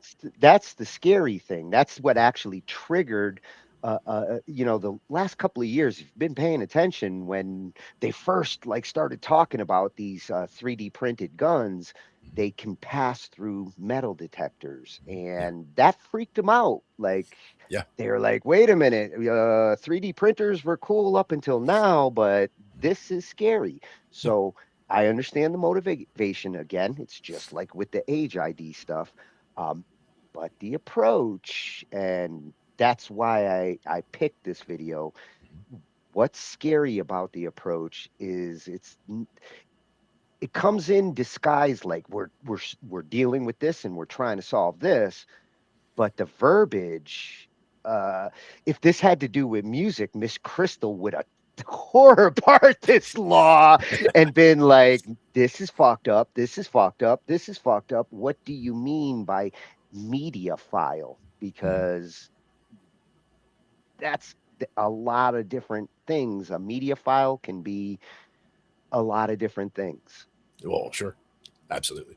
Yeah. But again, like as far as when it comes to 3D printing and the ability to be able to share a file, like you could put a file on the internet that people could all over the world could download and print on a 3D printer and have a thing in their hand, in minutes that, didn't exist until you just thought of it and put it out there. Right. Which I think is amazing that, we're able to get that kind of rapid prototyping and rapid development of things, out there. And they're usually not complicated things. These are things that you're just going to print. So it's just an object, right? It's not some complicated, it's not a Swiss watch that you're printing, at this point. If you downloaded a CAD model to put into your 3D printer and an hour later there was a SWAT team at your door because that file's on your computer, that's kind of fucked up. I don't care what you're printing, but if the way they're going here, monitoring and seeing the traffic of a digital file, all of a sudden you could have 20,000 people who are about to get swatted. What it reminds me situation.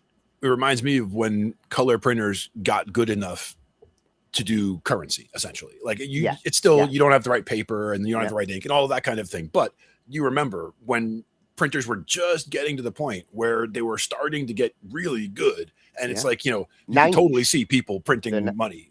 The 90s. And that's when they got into the holographic bills and tried to counter the fact that like people have these printers. And never mind that like crime started getting solved because of inkjet ink. Like we knew this ink was sold at this Office Depot and we caught a criminal because of that. And it was almost expired. So, the yellow wasn't quite coming through right. And the red was a little streaky and all that. They track that stuff like they do paints, like certain things when it comes to detective work.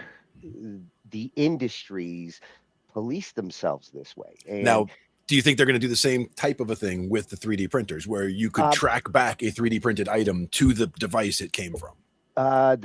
Depending on how the legalities start to go here, it's possible that the manufacturers will have to put a mechanism into the printer so that if somebody is trying to do certain things, this printer will see something and say something and be like, illegal object being printed.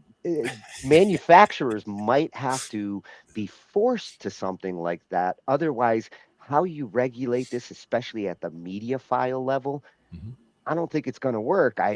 It's going to create an underground market where digital information is encrypted and shared elsewhere. Don't put that shit up on Reddit. Well, that's the thing is, I mean, it's not going to create that environment. That environment exists. It's just going to piggyback on what's already there. But it has to, as we say, it's going to be an arms race back and forth, kind of like it was with the currency and the printers. Like they had to make the currency better so that it wasn't as easy to counterfeit as the printers got good enough. And they also had to make it so that you could track back to the printer. I think with 3D printing, they're going to have to do something similar, or there should be something forensically where they can go back and see. But then people could just, can they just tamper with the printer and, be able to print something that doesn't have whatever kind of watermarking there will always be a hack and a loophole and somebody like me who's going to be like, fuck this. I bought this. I can do whatever I want with it, Yeah. And that's why it's an arms race back and forth, but also it's all tools. And if the tools are used for good, that's fine. If they're used for neutral purposes, that's fine. If they're used for evil, that's no good. So we have to be able to, crack down on the evil uses of the tools and still not just completely throw the tools out, because there can be a lot of good that comes from them. Yeah, thankfully, I'm not trying to rule the world. I can handle a 3D printer. One of the best use cases for me about a 3D printer is on a space mission somewhere, because you have to keep the weight light on the way up. And you have to be able to print something, to replace a handle for something or whatever. Like it's the ultimate, having the replicator where you can say, hey, replace this metal valve or whatever, and you can just have it print the part for you. That's amazing. Yeah, you see a lot of farms and manufacturers who are incorporating 3D printers in there, because not only does it help for part replacement in some cases, it helps to make cool things that make your job easier. And now I've got a thing that can hold up this piece of material while I work on it. And 3D printers can be very productive in an environment, but they're still figuring out what's legal and what's not to do with them. At Loyal Moses, Freshy channel, we're adding, especially if he's talking 3D printers, because I'm working on that rabbit hole. And this one is why possessing this, and you'll see what this is now a crime. It started last month. Actually, a couple weeks ago, last month. All right.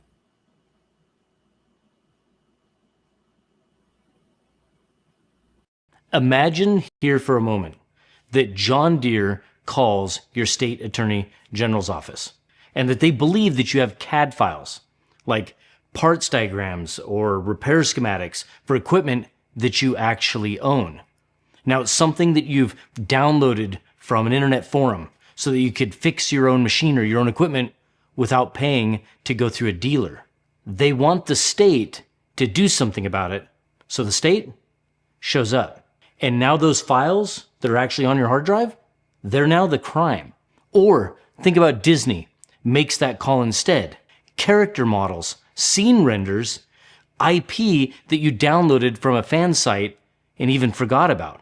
Now, right now, Washington doesn't have a clean mechanism for either of those type of phone calls. But with this newly signed law, they just built that. And before you decide that this doesn't affect you, that this is just a story about one state, this is already spreading, and it's bigger than most people realize. Now, on March 24th of this year, Governor Ferguson in Washington state signed a bill into law that made it illegal to possess a digital file, with the intent to do something that the state has decided you shouldn't do. The bill was sold as a response to ghost guns, and for about 10 minutes, it kind of sounds like it is, but the architecture underneath of it doesn't care what kind of file we're actually talking about. The law says it's illegal in Washington to possess digital manufacturing code with intent to produce something prohibited, or with the intent to distribute that code to someone that the state hasn't approved. The crime, it isn't making anything. The crime is possessing a file while intending to do something with it. Now, that's not how file possession has worked in this country. And the fact that they aimed it at a politically unpopular target first doesn't mean it stays pointed there. Before this passed, there was a clause in the original version of the bill that said the mere possession of the code would presume criminal intent. You'd have to prove you are innocent in court. Now, they pulled that clause, it was called rebuttable presumption, because they knew it wouldn't survive a constitutional challenge. Because it inverts the burden of proof. You're not innocent until proven guilty, you're guilty until you explain yourself. Now, in 1995, a mathematician named Daniel Bernstein wanted to publish his encryption software, source code, and academic paper. The federal government classified this information, his code, as a munition. Now, they told him that he'd need to register as an arms dealer to share his own work. Now, he sued, and of course, the Ninth Circuit Court, they ended up ruling in his favor. Bernstein v. Department of Justice, the case that established as a matter of constitutional law that code is actually free speech. Not metaphorically, but constitutionally. The court found that there's no meaningful difference between computer language and any other language. Now, like music, like mathematics, the government cannot just impose a prior restraint on its publication. That is settled law. Washington just passed a law premised on the opposite. Now, the legal framework that Washington built is really this. If the state can define a category of file, attach a prohibited intent to it, and then criminalize its possession, they have a tool that really works on anything. Copyright enforcement, trade secrets, even medical records, and even source code for software that competes with a state contractor. Think about this for a moment. What about files that are related to a lawsuit that the government is involved in? This rabbit hole can get quite deep. Now, the bill targets firearm manufacturing code specifically. That's the stated purpose. That's the thing that it was sold as. But the mechanism doesn't require a firearm to function. It requires just a file, a prohibited intent, and a prosecutor that's willing to make that call. And there's really no forensic test for intent. There's no file header that says, I was going to use this illegally. Intent is what a prosecutor really decides what it is in front of a jury. And they've already found the file on your drive. And remember, that law doesn't just cover manufacturing. It covers distribution. So what happens when you loan your laptop to someone? What happens when you sell an old PC without wiping the drive? What happens, for instance, me? I give away 3D printers all the time, and they have a USB drive on them. And I didn't clear it. I forgot to erase it. Under this law, all of that is distribution.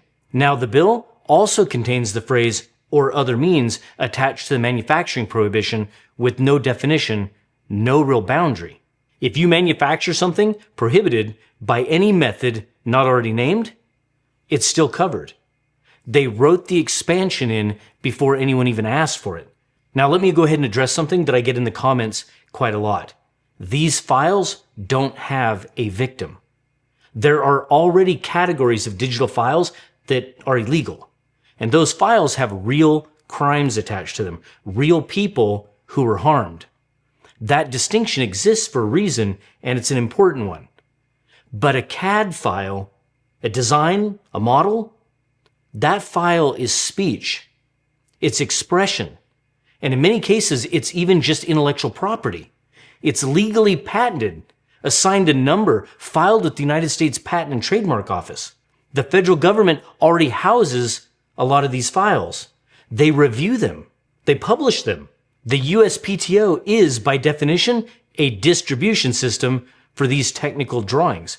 So explain how a file that the federal government has reviewed, numbered, and made publicly available and has no victim is now a crime to possess in Washington state. In 2018, the DOJ settled a 3-year lawsuit with Defense Distributed over 3D printed firearm files that the government had forced off the internet under arms export law.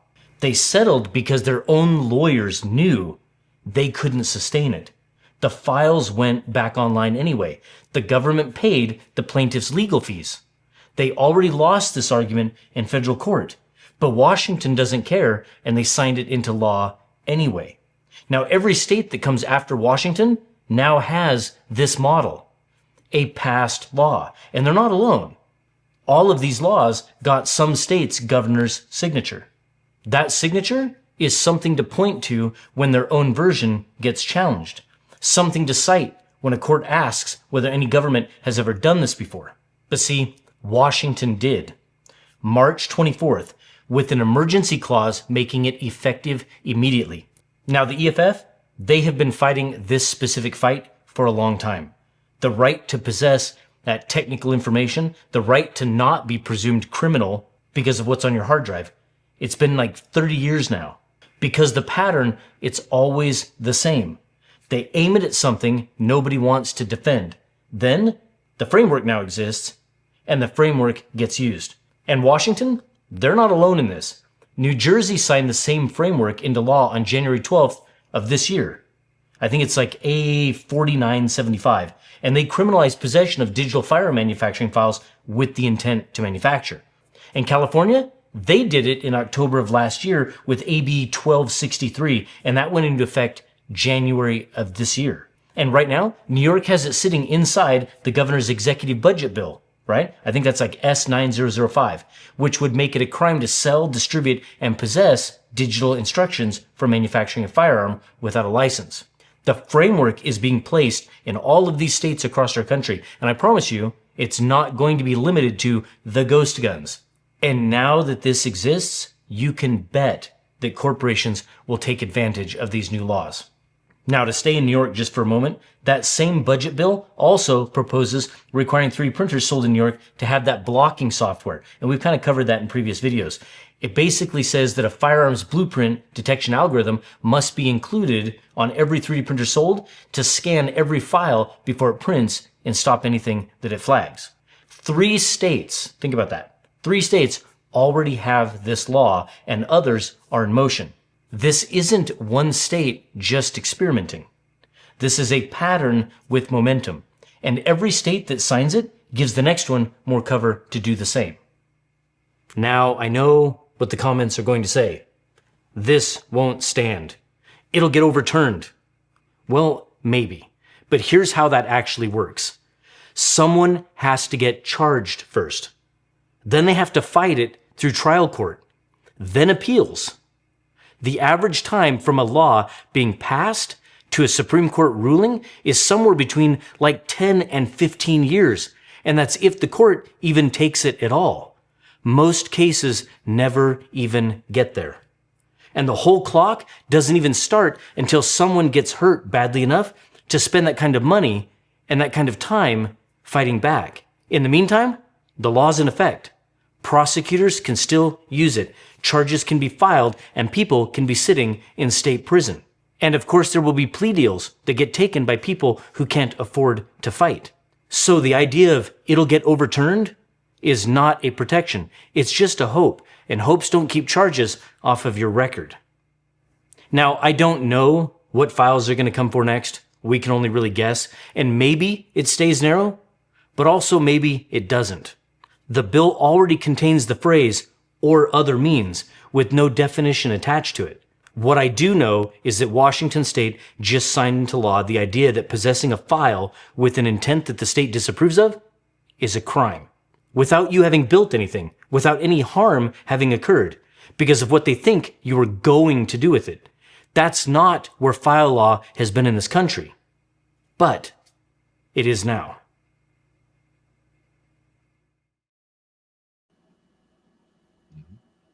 Damn it, Crystal got me all riled up, and now I'm fired. Now, I found it interesting that the one that he mentioned was about a tractor, right? And to me, thinking about farm equipment and how, the big farm equipment where, it could be a $10 million piece of farm equipment that's, driving around on the property, for their, not wanting you to be able to 3D print a part rather than, actually have the dealer work on it. I could see that being a different story than, 3D printing a part for like an old, 74 Mustang in your garage or whatever, there's. I think his biggest problem is that the language being used here to set these laws up is so ambiguous that it opens up the potential for all sorts of confusion, or like his example with Disney, if it goes from just printing something that we consider dangerous to, oh, you're printing a sculpture of something that looks like a mouse or a character. Um, Having the file is not the same as printing it. And his main point there is that they're enforcing it at the like ownership level of a file. That enforcement does not work. Believe me, we've gone through 40 years of industries trying to regulate bad files that are out there. There's a lot of bad files on the internet, but people getting them on their computer, whether they meant to get them on their computer or whether they just went to the wrong web page, you can't enforce like this. It doesn't work. Well, the question enforce is a good question because, again, going back to your mouse example right there, let's say, for example, you have a 3D printer and you see a file that you like and it's, it is of that mouse, and you say, hey, I'm going to print that. And you do. And your printer doesn't stop you. You printed it. You have it. Fine. You didn't go out and sell 10,000 units, but they have the law in place so that if all of a sudden you decided to sell to make 10,000 units of this and start selling it and have it branded however you're branding it, Well, now they won't come after. and there's already checks and balances in there. If you're selling Mickey Mouse knockoffs on a web page and you're actually producing money and making sales, multiple levels of checks and balances there are going to be checking you and selling like it's like selling the fake purses and jewelry on the streets situation. You need to get permits to do things. You need to explain why you made this much money this year. One way or another, something will check that. They don't need to worry about that level of 3D printing files to enforce this. In the handbag example, if you sat there and made your own Chanel handbag from parts that you had in your own house and you walked around with it, that's fine. But if you made 10,000 of them and you started selling units of them, again, that's where the problem comes in. And that's what they're trying to protect against. If they look like Chanel handbags, but they don't have the logo, there's plenty of girls who are happy to buy the knockoffs and the fakes because they look like Chanel. They just don't have the logos. If you want to pay for the logo, then go buy that product. But if you just want a handbag that looks a certain way, Chanel can't really brand their handbag like that. They can brand their logo on the handbag. That's what makes it authentic. But again, my point is that you can see how an individual doing something with a file on their computer for their own amusement is not what's going to trigger the government to come to their house and take the file off their machine and put them away in prison for 15 years. What they're looking for is to set up a legal framework so that they can shut down a place that is trying to sell a bunch of knockoffs. And as you said, there are mechanisms in place for that already, but this is getting to the 3D printing side of it. The way they're approaching it with the guilty until you prove you're innocent approach. Well, that part they took out of me off as much as him. I'm like, when they do this, this is against my constitutional rights. If you make me guilty until I prove I'm innocent. Depending on the files. Now, if we're talking about the gun files, the ghost gun files, that is something where I could see that being criminalized, especially in a state like, but to New his Jersey, point, the California. ghost gun files are now going to give them justification to go on to every computer out there because we're looking for something. So not only are you going to have to identify yourself when you log in your operating system, but everything on that drive is indexed and sent to somewhere so they can check to see if you have this shit. Well, that wasn't what I read from that, and that would be a little bit too much back and forth with traffic. It's the only way to effectively enforce this kind of law. No, they were talking about putting a check in the printer itself, like talking to the print manufacturers of the 3D printers, saying that there has to be AI in the printer so that if it sees something that looks like it could be that, it triggers something that makes it so that it won't print that. That's what they were saying. So it was at the printing point, not at the point of owning the file. But by possessing the file, it is, I mean, if it is a file that allows you to print something like that, then the possession of it could be a crime in a place where it's already illegal to have weapons, of certain types anyway. How would you feel if your laser printer was calling to a mothership and letting them know every single thing that that printer does or prints? And guess what? That printer is also connected to the network, so it knows every file that's on that computer that sent it something to print. And And again, it's not just looking at text files, it's looking at everything. If machines start doing the police work to enforce these things, then see something, say something isn't going to be necessary, because all those fucking machines will be reporting criminals left and right. And in some cases, you might turn out to be a criminal, not because you did something wrong, but because you accidentally got a file on your hard drive. Now, I could see there, okay, there could be a situation where something accidentally happens like that. But again, I see this as being a mechanism to go after the people. That situation happens, has been happening since the 90s. Well, right. But so did identity theft happen since the 90s, but it also became so common that it became a thing where it used to be a life-altering event where if your identity got stolen, your life was not going to be the same for the next 5 years at least. Where now identities get stolen so often, you make one phone call and now they got insurance. Now they got insurance. Now they've got insurance for it. But that's what I'm saying. Is like certain things that were a massive problem back then are different now. Same ideas, but again, they're not coming after the person who just has a file for one thing. But you were asking how I would feel about, if my printer was talking out there. I wouldn't give a shit, because there's literally nothing. I know you wouldn't, but normal people who actually don't want like everything, and I'm not saying I'm doing something wrong, I just don't even like the idea that like anything could get that much information on a mass scale. Because it's not just getting Glenn's printer's information; it's getting everybody's. Because that's the point. We're policing that is the point. Things. Because there's going to be a couple of blips on the radar. Like, as you said, my computer is not what they're interested in. They'll look at what's on my computer. They'll say there's nothing to see here, and they'll move on. And that's fine. Then they'll get to a machine that has a million bad files on it. And all of a sudden they say, that's a place we need to go raid. I understand that there's different levels of things that they're going to find. When you say how I feel about them coming in, like, seeing what's on my machine, I'm fine with that. I wouldn't do anything on my machine or put anything into an email or a text that I wouldn't read in front of my family or in front of a judge. That's the way I operate. That's me. If they were scraping your device just for like routine call, we're just checking to make sure these devices don't have anything illegal.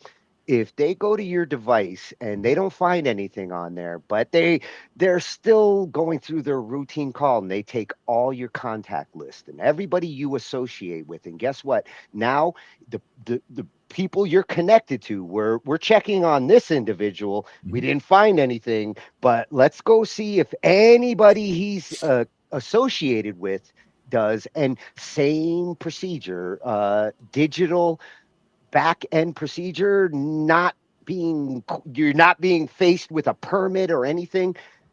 Is this the way we're going to go in order to enforce this kind of shit? Why were they looking on enforce this unless you do stuff like that? Well, why are they looking at my machine in the first place? And why are they then looking at a connection from me to some other machine?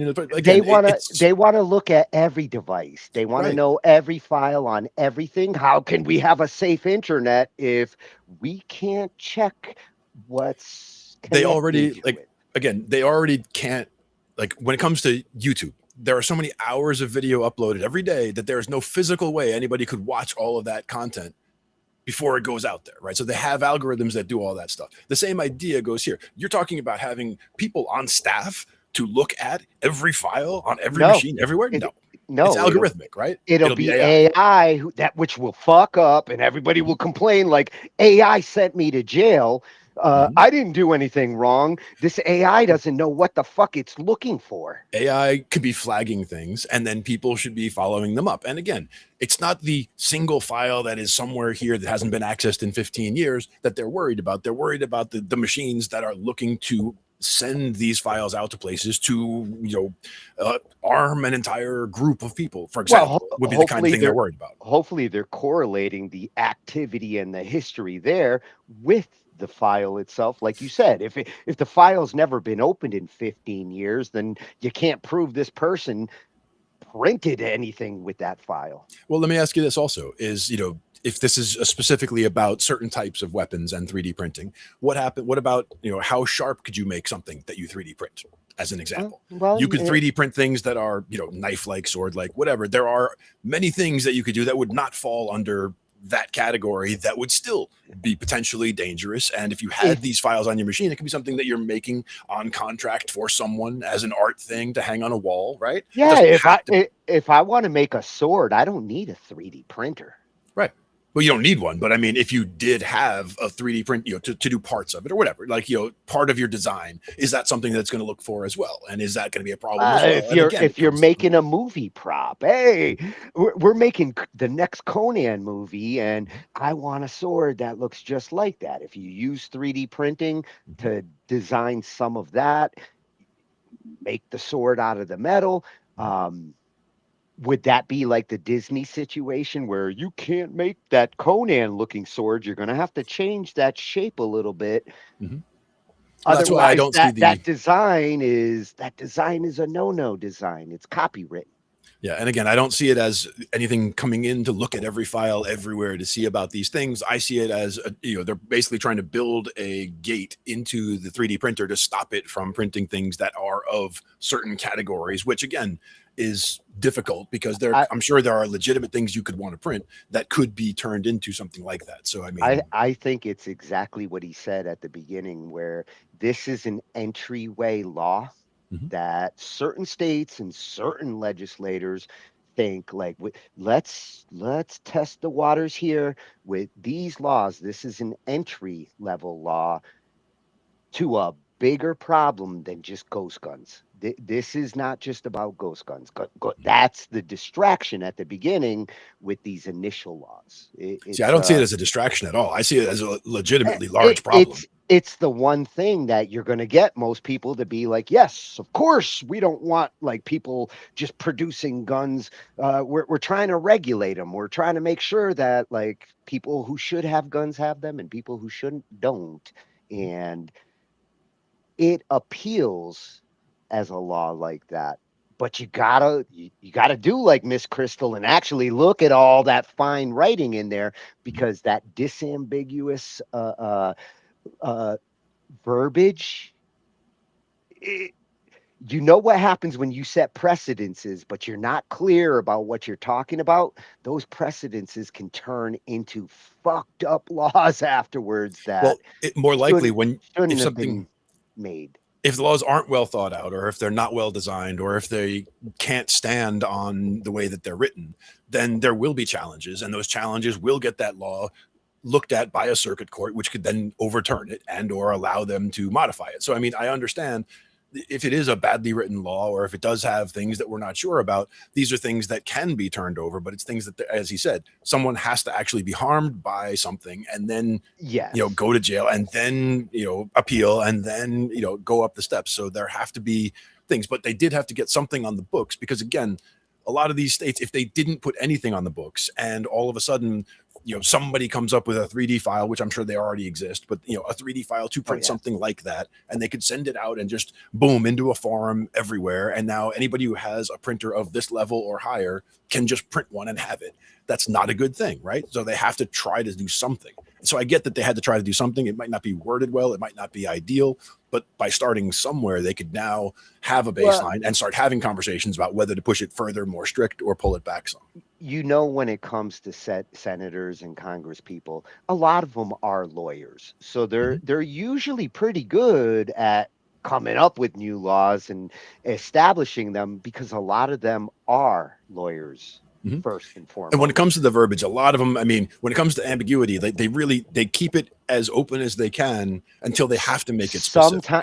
Sometimes it's because they can't describe it, and sometimes it's because they don't want to describe it. And sometimes they're trying to describe something that's going to modify over time. I mean, the 3D printing problem isn't restricted, as you said, to ghost guns. It is going to be a big problem with other things going forward as well. Well, eventually, just like we copyright songs and movies and things, they probably will start to copyright like being able to sculpt a famous character and sell your own Mickey Mouse, sure, that's a Mickey Mouse knockoff. I could see Disney like nipping that in the bud.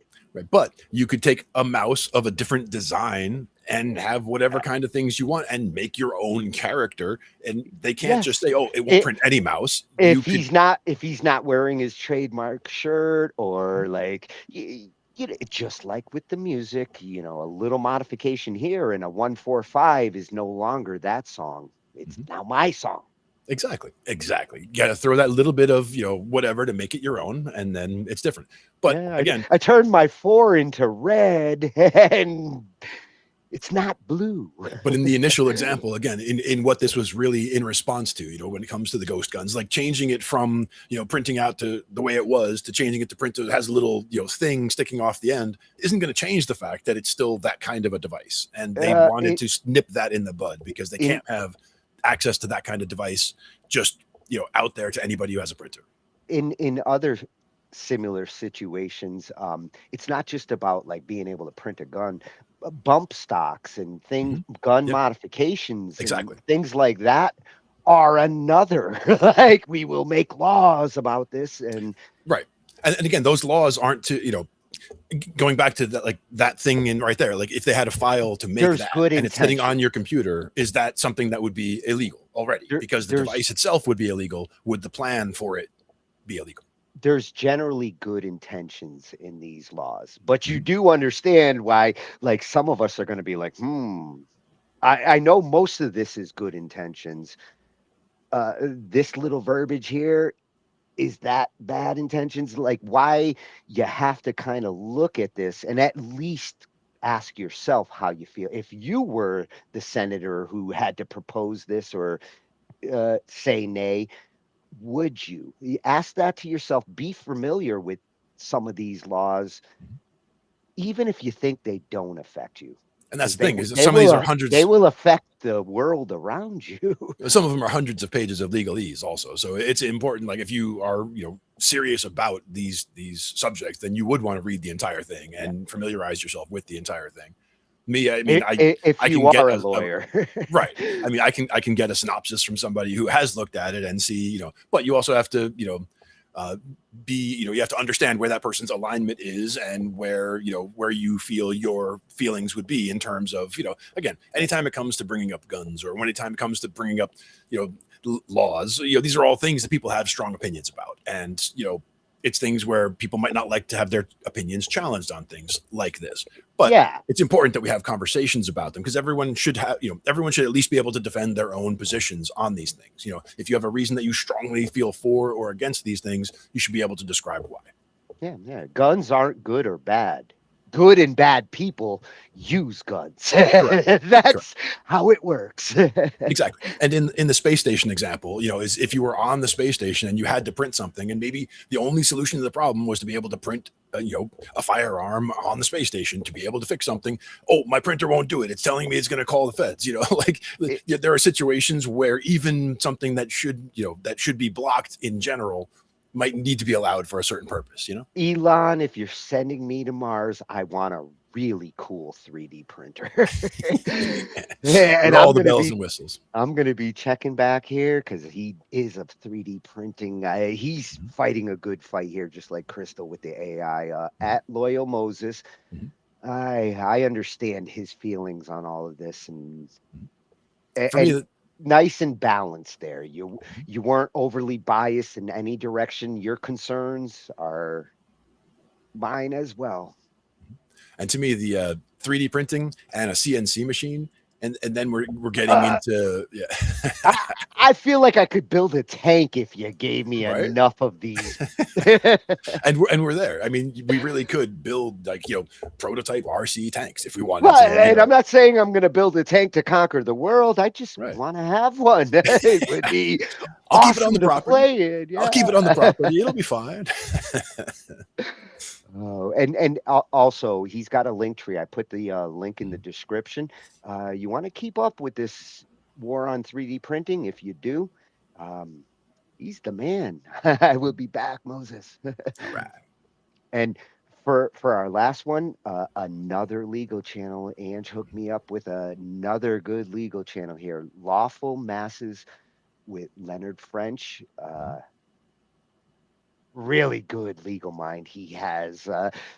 He's gonna talk about the situation when it comes to how YouTube deals with things, but he's gonna provide a suggestion that I really hope YouTube and Facebook both listen to his suggestions, because I think it is a plausible approach to fixing this weird copyright, like flagged and getting kicked off of YouTube so easily.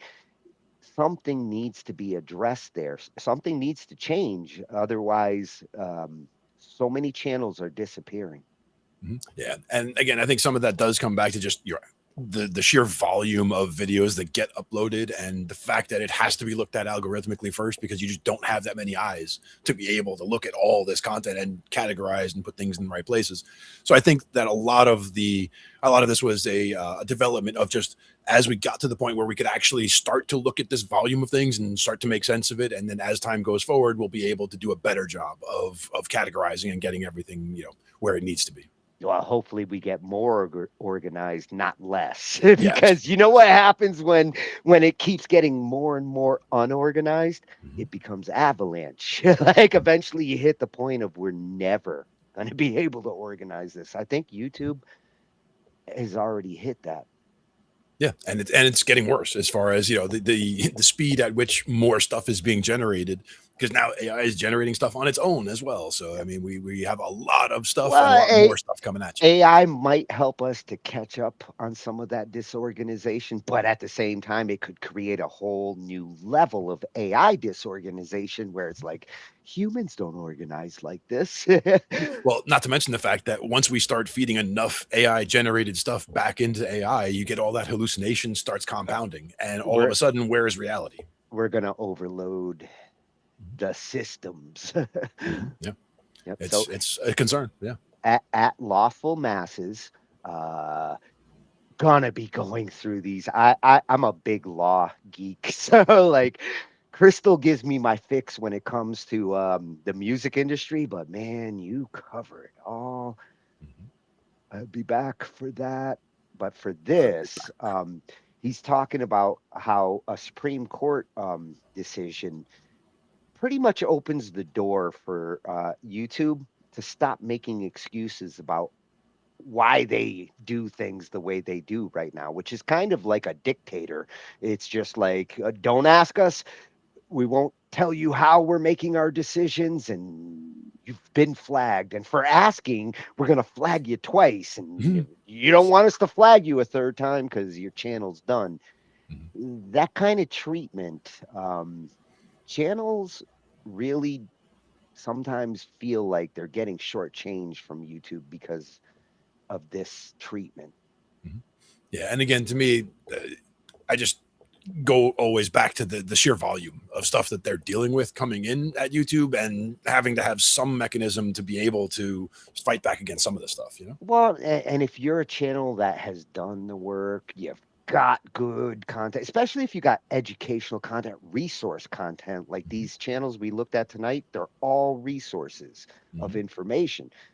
You would hope that YouTube does separate like the useful channels, the active channels. I know they're looking at the active channels, but also respect the useful channels, even the ones that might not get the traffic like the stupid channels that get millions of subscribers. But like these kind of channels are resources. This is how some kids learn, and some of us adults learn as well. Yeah, and that's where a lot of times comes down to the engagement as well. Like, how the comment section is. Like, you want to help videos like this, it's good to, engage in the comment section, like, subscribe, all that stuff. I mean, all that stuff helps with these.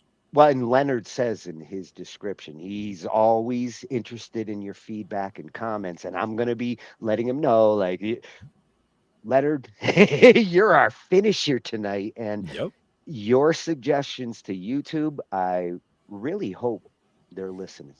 All right.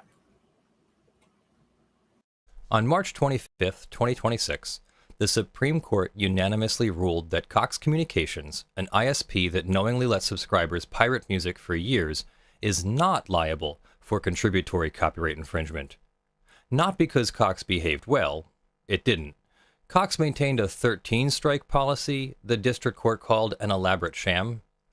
Internal emails showed a company culture summarized by one employee's blunt notation, DMCA equals reactivate. Cox blacklisted an entire copyright enforcement company to avoid processing infringement notices. It was, by any reasonable measure, a bad actor. And the Supreme Court still said that's not enough. Cox Communication versus Sony Music Entertainment held that providing a general-purpose service with knowledge that some users will infringe copyright is not contributory infringement. Period. Liability requires something more, either active inducement of infringement or providing a service that is designed for infringement and lacks substantial lawful uses. Internet access is neither. The court dismantled the knowledge plus material contribution framework that lower courts had applied for over 50 years and replaced it with a two-track test that general-purpose platforms will almost never fail. This is a case about an ISP, but its most important consequences are for you and YouTube. Why YouTube's 3 strikes policy exists and why the reason just evaporated. YouTube's 3-strike copyright system is not a product of altruism or corporate responsibility. It is a compliance mechanism built to satisfy a single statutory provision, 17 U.S.C. Section 512I, which conditions the DMCA safe harbor on having a policy that provides for the termination in appropriate circumstances of subscribers and account holders who are repeat infringers. The logic was straightforward. Without DMCA safe harbor, YouTube faces secondary copyright liability for the content its users upload. To keep the safe harbor, YouTube must terminate repeat infringers. To demonstrate it terminates repeat infringers, YouTube built the 3-strike system, 3 copyright strikes in 90 days, and your channel is permanently deleted, along with every video you ever uploaded and every subscriber you ever earned. Before Cox, this was load-bearing architecture. The DMCA safe harbor was the wall between YouTube and potentially ruinous copyright lawsuits. The 3-strike policy was a brick that held up that wall. Lose that safe harbor, face the lawsuits. Simple. Cox changed the equation. If general-purpose platforms cannot face contributory copyright liability regardless of their knowledge of user infringement, and YouTube is unquestionably a general-purpose platform, then the underlying threat that made 3 strikes necessary has diminished significantly. The DMCA safe harbor is still valuable to YouTube because YouTube hosts content and faces potential direct infringement claims, but the contributory liability sword that hung over the platform's head, the Supreme Court just sheathed it. Cox's own attorney conceded at oral argument that after this ruling, the safe harbor provision wouldn't do anything at all for conduit ISPs.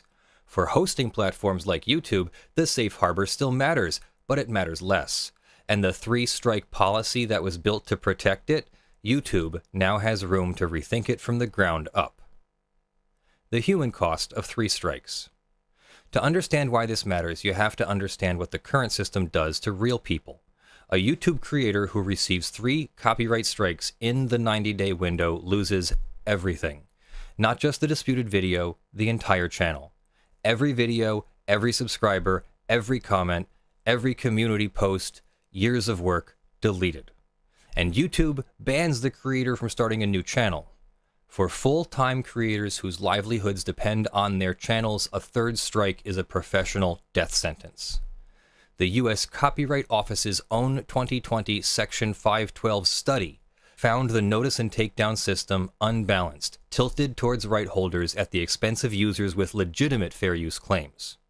Content is removed before any fair use analysis. Counter notifications take 10 to 14 business days, during which the content stays down, and the creator lives under the threat that a wrong guess about fair use or a bad faith claim by a rights holder could end their career. The chilling effect is real and pervasive. Creators self-censor. They avoid incorporating copyrighted material even when their use is clearly transformative. Commentary, criticism, education, parody. Video essayists skip visual references. Music commentators avoid playing the songs they're analyzing. Creators who cover news, law, or pop culture walk on eggshells around copyrighted clips, even when their use falls squarely within fair use. The system punishes risk-taking, and in a creative economy, risk-taking is the whole point. Meanwhile, Content ID, YouTube's automated fingerprinting system, handles 98 to 99% of copyright management on the platform, entirely outside the DMCA strike framework. Content ID scans every upload against over 50 million reference files and lets rights holders choose to monetize, track, or block. About 90% choose to monetize. Content ID claims don't generate copyright strikes, they direct revenue. The system that actually manages copyright on YouTube is not the three-strike system. The three-strike system is a compliance artifact layered on top of it. What YouTube could actually do now. Cox doesn't force YouTube to change anything, but it removes the legal risk that prevented the change. Here's what a reformed copyright strike system could look like. This is not a fantasy, but a reasonable policy that would survive legal scrutiny under the new standard. Raise the strike threshold. 3 strikes in 90 days is an extraordinarily unforgiving system for a platform where creators publish multiple videos per week and copyright law is genuinely ambiguous. A 5-strike or even 7-strike system would give creators meaningful breathing room while still allowing YouTube to terminate persistent, deliberate infringers. The statute requires only that the policy provide for termination in appropriate circumstances. It does not prescribe a number. Courts have accepted policies far more lenient than YouTube's current one. In Capitol Records v. Vimeo, the court found Vimeo's policy reasonable even though it treated multiple notices arriving within a 3-day window as one incident. Reduce the current strike window. The current 90-day window means a creator who receives 2 strikes in January starts each new video in February knowing a single additional claim, even a frivolous one, will destroy their channel. Reducing the window to 30 days would reduce the pressure without eliminating accountability. It would also align better with the reality that copyright disputes are slow. Require fair use screening before a strike issues. This is the most consequential reform, and the hardest to implement. Under the current system, a DMCA takedown request generates a strike immediately. Fair use is only considered after the fact if the creator files a counter notification. This is backwards. The Ninth Circuit held in Lentz v. Universal Music that rights holders must consider fair use before sending a takedown notice, but there's no enforcement mechanism, and rights holders routinely ignore this obligation. YouTube could build one. Before a formal strike issues, YouTube could flag the claim for a fair use review, automated or human, and withhold the strike if the use appears transformative. This would require investment, but YouTube already employs thousands of content moderators and has sophisticated content analysis tools. You could separate the Content ID and the strike system entirely. Content ID claims already don't generate strikes, but the two systems interact in ways that create confusion and fear. A bright line separation with clear communication to creators that automated Content ID matches can never lead to a channel termination would reduce the chilling effect significantly. You could adopt neutral third-party dispute resolution. PEX has already partnered with WIPO's Arbitration and Mediation Center to provide exactly this for copyright disputes.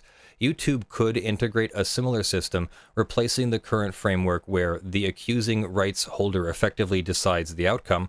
A neutral arbiter, considering both the claims and the fair use defense before a strike is confirmed, would be a structural improvement over the status quo. None of these reforms would violate Section 512I.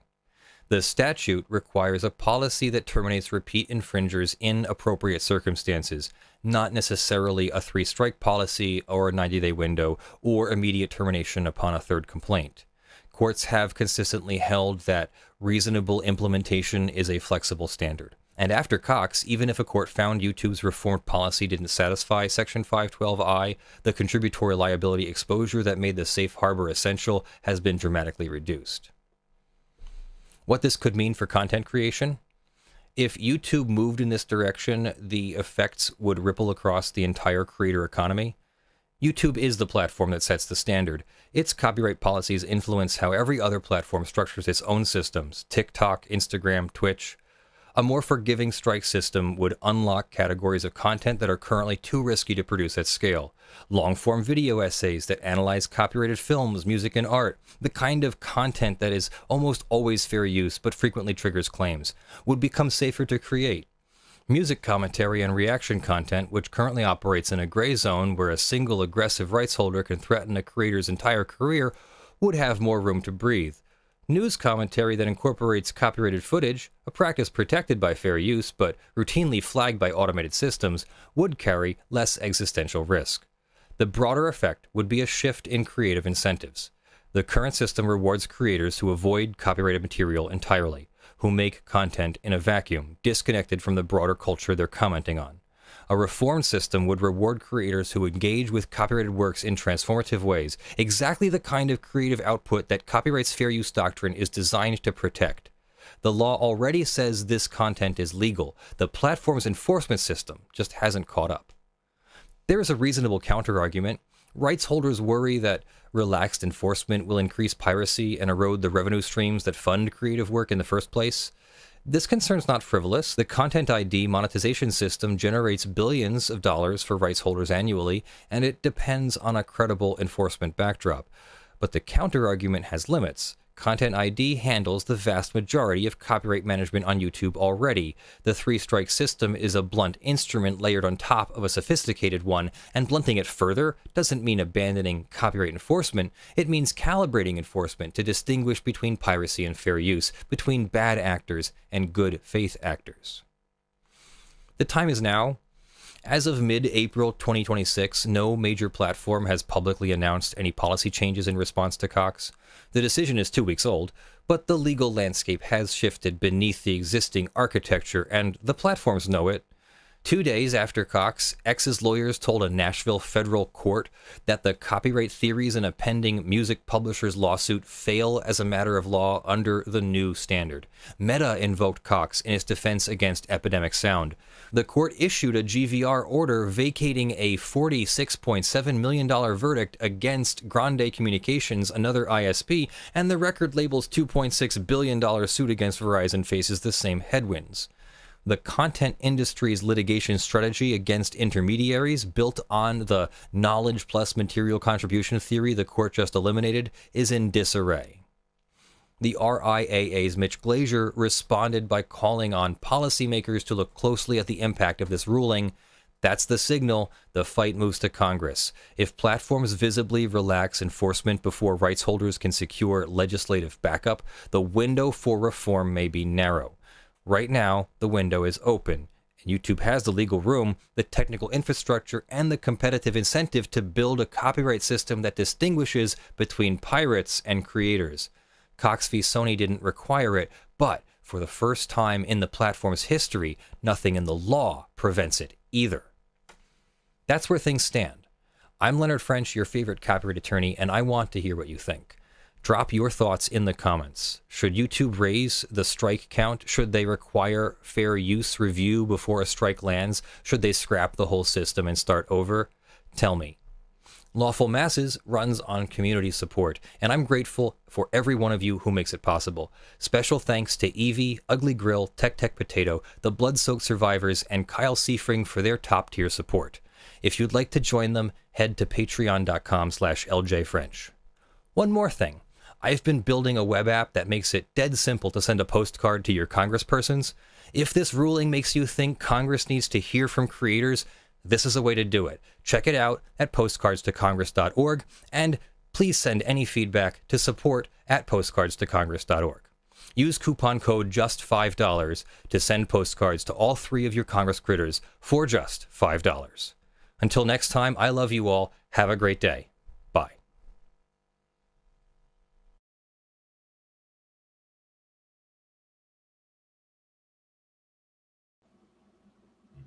Oh, and I did check out that Postcards to Congress app, Leonard. That's genius. I love it because I have some postcards to send. Not only that, but Kitty's sending a postcard right now.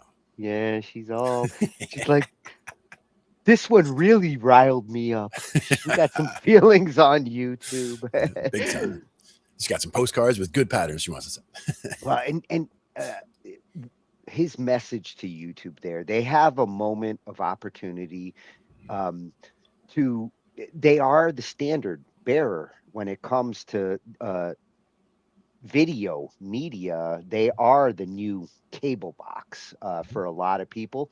And how they set their standards should align both with why people go to YouTube and whatever their business objectives are. And there should be a healthy balance.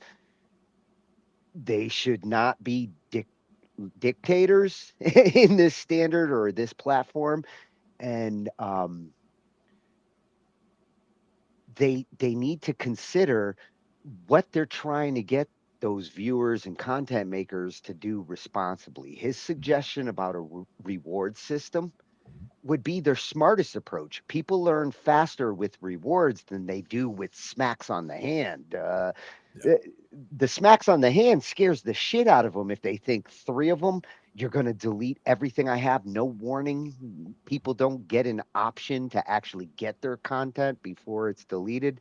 That's the part that bothers me about it too. And again, I think that, in addition to the extending the window or the amount of, or sorry, reducing the window, or saying instead of 90 days, saying 60 days or 30 days, or 5 strikes or 7 strikes instead of 3 strikes. Each of those are good solutions. Also, the whole permanently delete on 3rd strike. I mean, to me, that's ridiculous. Like, it should be okay, maybe lock it, maybe, because then you have a period for disputes. Yeah, well, there should at least be some time for arbitration. Yes, you have to be able to dispute or appeal or prove a case, because as I said, a bad actor may put in invalid claims because they see, oh, you got 2 strikes, okay, I'm going to put in an invalid claim as a 3rd strike just to get your content wiped out.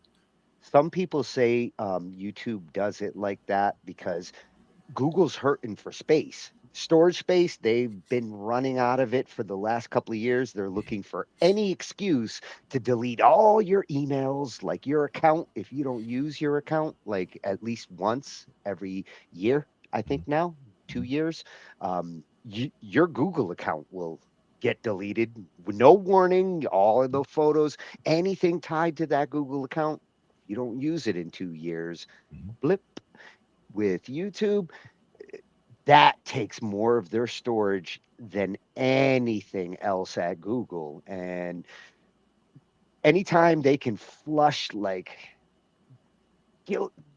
billions of terabytes by just like kill these channels and boom, we just freed up a hard drive. They freed up a hard drive, but also how much did they lose in terms of, the bad press from that person being like, oh, my stuff's gone. Like they don't have a voice anymore because they can't make a new channel, but their voice gets out through another channel. They're less reluctant to do that to channels that get a lot of traffic. And I think why some of these channels get pissed off is because they see channels that have millions of subscribers, the Mr. Beast channels, where they do whatever the fuck they want on their channel. And apparently it's fine if they do it because YouTube's like, you bring us 15 million viewers every day.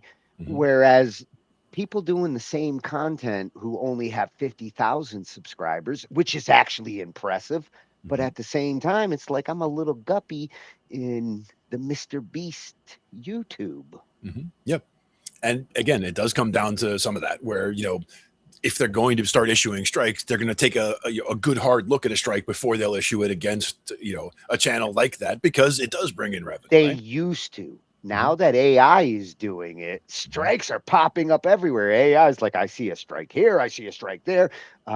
Humans weren't flagging as much or as fast as the last couple of years since AI took over there. There's so many more channels that are getting even more strikes and getting deleted. And if there isn't time for arbitration, by the time we realized this AI was stupid and half these channels actually weren't doing anything wrong, the channels are already gone. Yeah. And again, that's why I don't like the whole, permanent delete part of it. But it was encouraging to hear that, things like doing cover songs and things like that could be things that, it's at least in the conversation as to, not completely blocking all, cover songs. Because I would love for us to be able to just, whether it's, throw a song on in the background and be able to play along to it or learn how to play it, or even if we can't have the song playing, have us play a song, to show somebody how to play it, that kind of thing. Yeah, and it's only tricky when we're live because if you're going to get those nasty strikes, it tends to be when you're live and you don't get an opportunity to dispute. If you make your video, upload it to your channel, and YouTube sees that and says, "Oh, well, this part's a problem." You have the ability to like remove problematic content that way. And that's a good way to get to know what you're dealing with. If you're just dealing with it live and you get 2 strikes, like he said, in 1 month, you got 2 more months to try not to fuck up again. And that's making more strikes. That's one approach. But to me, that's like adding more people to the Supreme Court. Good that they have an odd number. Like if it's gonna be a decision, 3, 5, 7, or 9 works because you don't have tiebreakers. But if you're just going to keep adding more and more to it, then you really got to address the problem at its source, the time of those 3 strikes. 3 months. Well, if we look at it, if we look 6 at month, both, 12-month window should be considered just to really, YouTube should get to know the channel.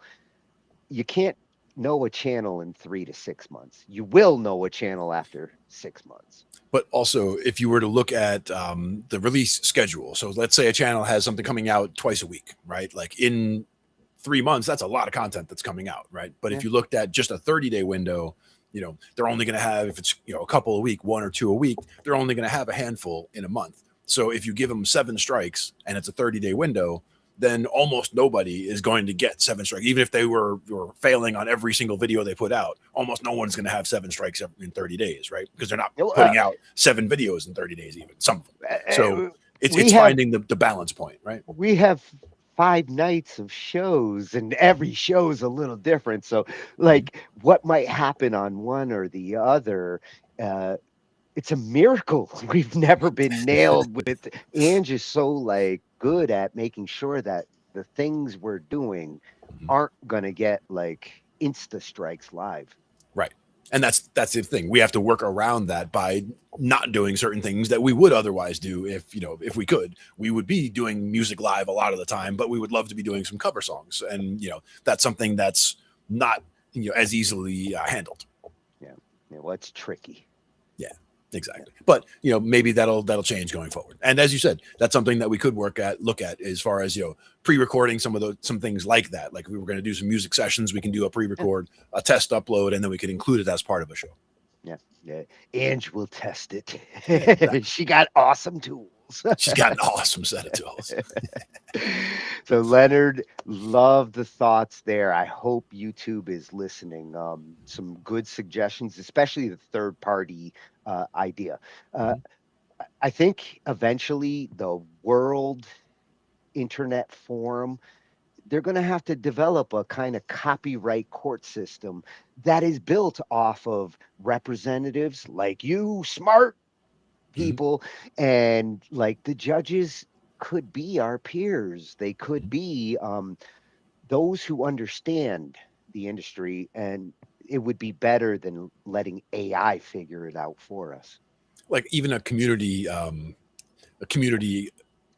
not policing mechanism, but something like, people are volunteering to be part of a body that, sees these disputes as third party disputes. Like, there's a trigger, there's somebody, flags content, it goes to this body that then has all these people who are volunteers to then look at the content and decide, whether it is or isn't, you know, Yeah, that kind of like I was thinking like look with Wikipedia, where anybody can contribute, and the community kind of polices itself as far as is the content true or but the not. And community helps to police itself. right, You always need some enforcers to actually be the police, but it's nice if the community actually has some say in what the hell are these laws and should they actually be these laws. and even if it was just to you know, to have them review the content and give an opinion, Yes. you know, so that, you know, YouTube isn't just trying to staff this whole thing out of nowhere. It could be, you know, coming in with, you know, having some kind of, you know, leaning one way or the other. I wouldn't want a third party, like non-biased decision maker that's actually owned by or under the umbrella of YouTube. That would just be like foxes are now guarding the hen house. No. Don't But that's do what I'm that, saying, like YouTube. from the community, right? Like, you know, having, you know, but again, how that all comes together, I don't know, because, you know, I would think that it would be something that, you know, with all the revenue coming in to YouTube and what, you know, even in Yeah. that black box, you know, where all the money that comes in that doesn't have a place that it's supposed to go. I mean, rather than just kind of disappearing to wherever, they could be Well, using you that would to think fund they something, you know? you would think they would take some of these profits and actually reinvest them into a better tomorrow. Like we'll make a committee on copyright criticism. I don't know, what would the committee's like copyright purpose be? Yeah, yeah. But again, just because the you know, the law was changed, the law that was in the way or preventing them from making this change was removed, so that, you know, now they could make the change. That doesn't mean they're going to do the right thing or do the thing that, you know, would require investment and effort to set. I mean, it would be good if they did, and they are in a position where they could set the standard at that point and, you know, make a strong statement with it going forward. But Well, and sometimes that's what laws are for. They're meant to make statements. Hopefully, if it makes a good statement, people stop breaking it. well, and again, we're still, you know, wading into new territory here. We're getting some laws on the books that have to do with AI. I mean, there really weren't any for a long time because AI wasn't a thing or wasn't a thing that needed to be legislated against or for. But there needs to be framework in place at this point. So we do need to get some kind of precedents in the book and some kind of, you know, laws that get tested and challenged and upheld or overturned. You know, I mean, these things have to happen as part of the process, but it won't all happen quickly. We're going to need a bigger book for AI. I think they need a bigger Gonna book. take some space. Not for sure. And Leonard, I will definitely be looking to see if you got some AI stuff, because when we do our AI nights, legal, this is where the legality of things, the most is changing in that arena. For sure. We will be back. Indeed. I like that we added some new legal channels. Love Miss Crystal. She's my go-to for the entertainment and music stuff, but I wanted to be a lawyer when I was a kid. Nice. Yeah. Oh, I watch a few lawyer channels myself because I always get into the, you know, into the weeds on the legalese as well. And that's one of those things where for a while I was watching political stuff, but I needed to stop watching that and kind of get away from it for a while. So I started watching more legal stuff, kind of stepped away from that too is more, and now it's more just music and science. I mean, science is always there. That's one of those things. Like science is always the background for all of it. Once in a while, I go to CSI. Yeah, but for me, it's mostly about, you know, fusion stuff and, you know, new breakthroughs and all that kind of thing. And, you know, when it comes to the universe and how it's put together and, you know, understanding how far away galaxies are and all that kind of stuff. It's all man, I saw some interesting stuff this week on that. right. I'll show you. Is it Sabina? Oh yeah. Oh, she got me going down some rabbit holes. Nice. Yeah, there's some good ones. I mean, there's a lot of stuff out there that there's so much in so many different fields that is so interesting right now that, like, you can go down any number of rabbit holes that are all fascinating, and they all, you know, the more you learn about the more different things, the better off you are in my book. So keep learning every day. That's what I like to do. Yes, that's how you grow. Exactly. Otherwise, you shrink and you get dumber. Yeah, and you don't want to do that. Improve every day and every week, especially on Thursdays. We will come back next Thursday bigger because we're growing. Especially Glenn. Bigger every week. Gonna start hitting the ceiling. Oh, I got tall ceilings in here. I can barely touch them when I stand on my tiptoes. Good stuff. So we'll be back Monday with Wally. Tuesday, we're playing around with some cool new things. A muckery on Tuesday because Wednesday's not available. I think is what they're calling it. Alrighty. And we're going to play around with that. And then Ange will be back to whip it out. And we'll be back right after on Thursday because Thursday we are available. That's right. And we will be back to see you all there. Night, everyone. Good night.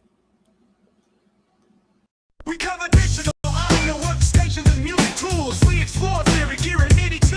How to arrange, compose, and the art of arranging. Taking a look at AI and how the times have changed. On a PC or a Mac and even with a mobile device, we'll be talking about it all every Thursday night. From software to plugins and synths that entice. Dive deep into tech and let creativity take flight. Talkin IT. We're talking IT. Come and join in and have some fun. It's highly educational with a lot to learn. From bedroom producers to seasoned pros, we're breaking it down so knowledge grows. Whether you're a DJ or a beat making wizard, we got the tips and tricks to make your sound sizzle. Mixing and mastering, that's our jam. With the tutorials and tips on how much RAM. Get the best quality from your setup and gear. Tune in every week and lend us your ear. We're talking IT. Come and join in and have some fun. It's highly educational with a lot to learn.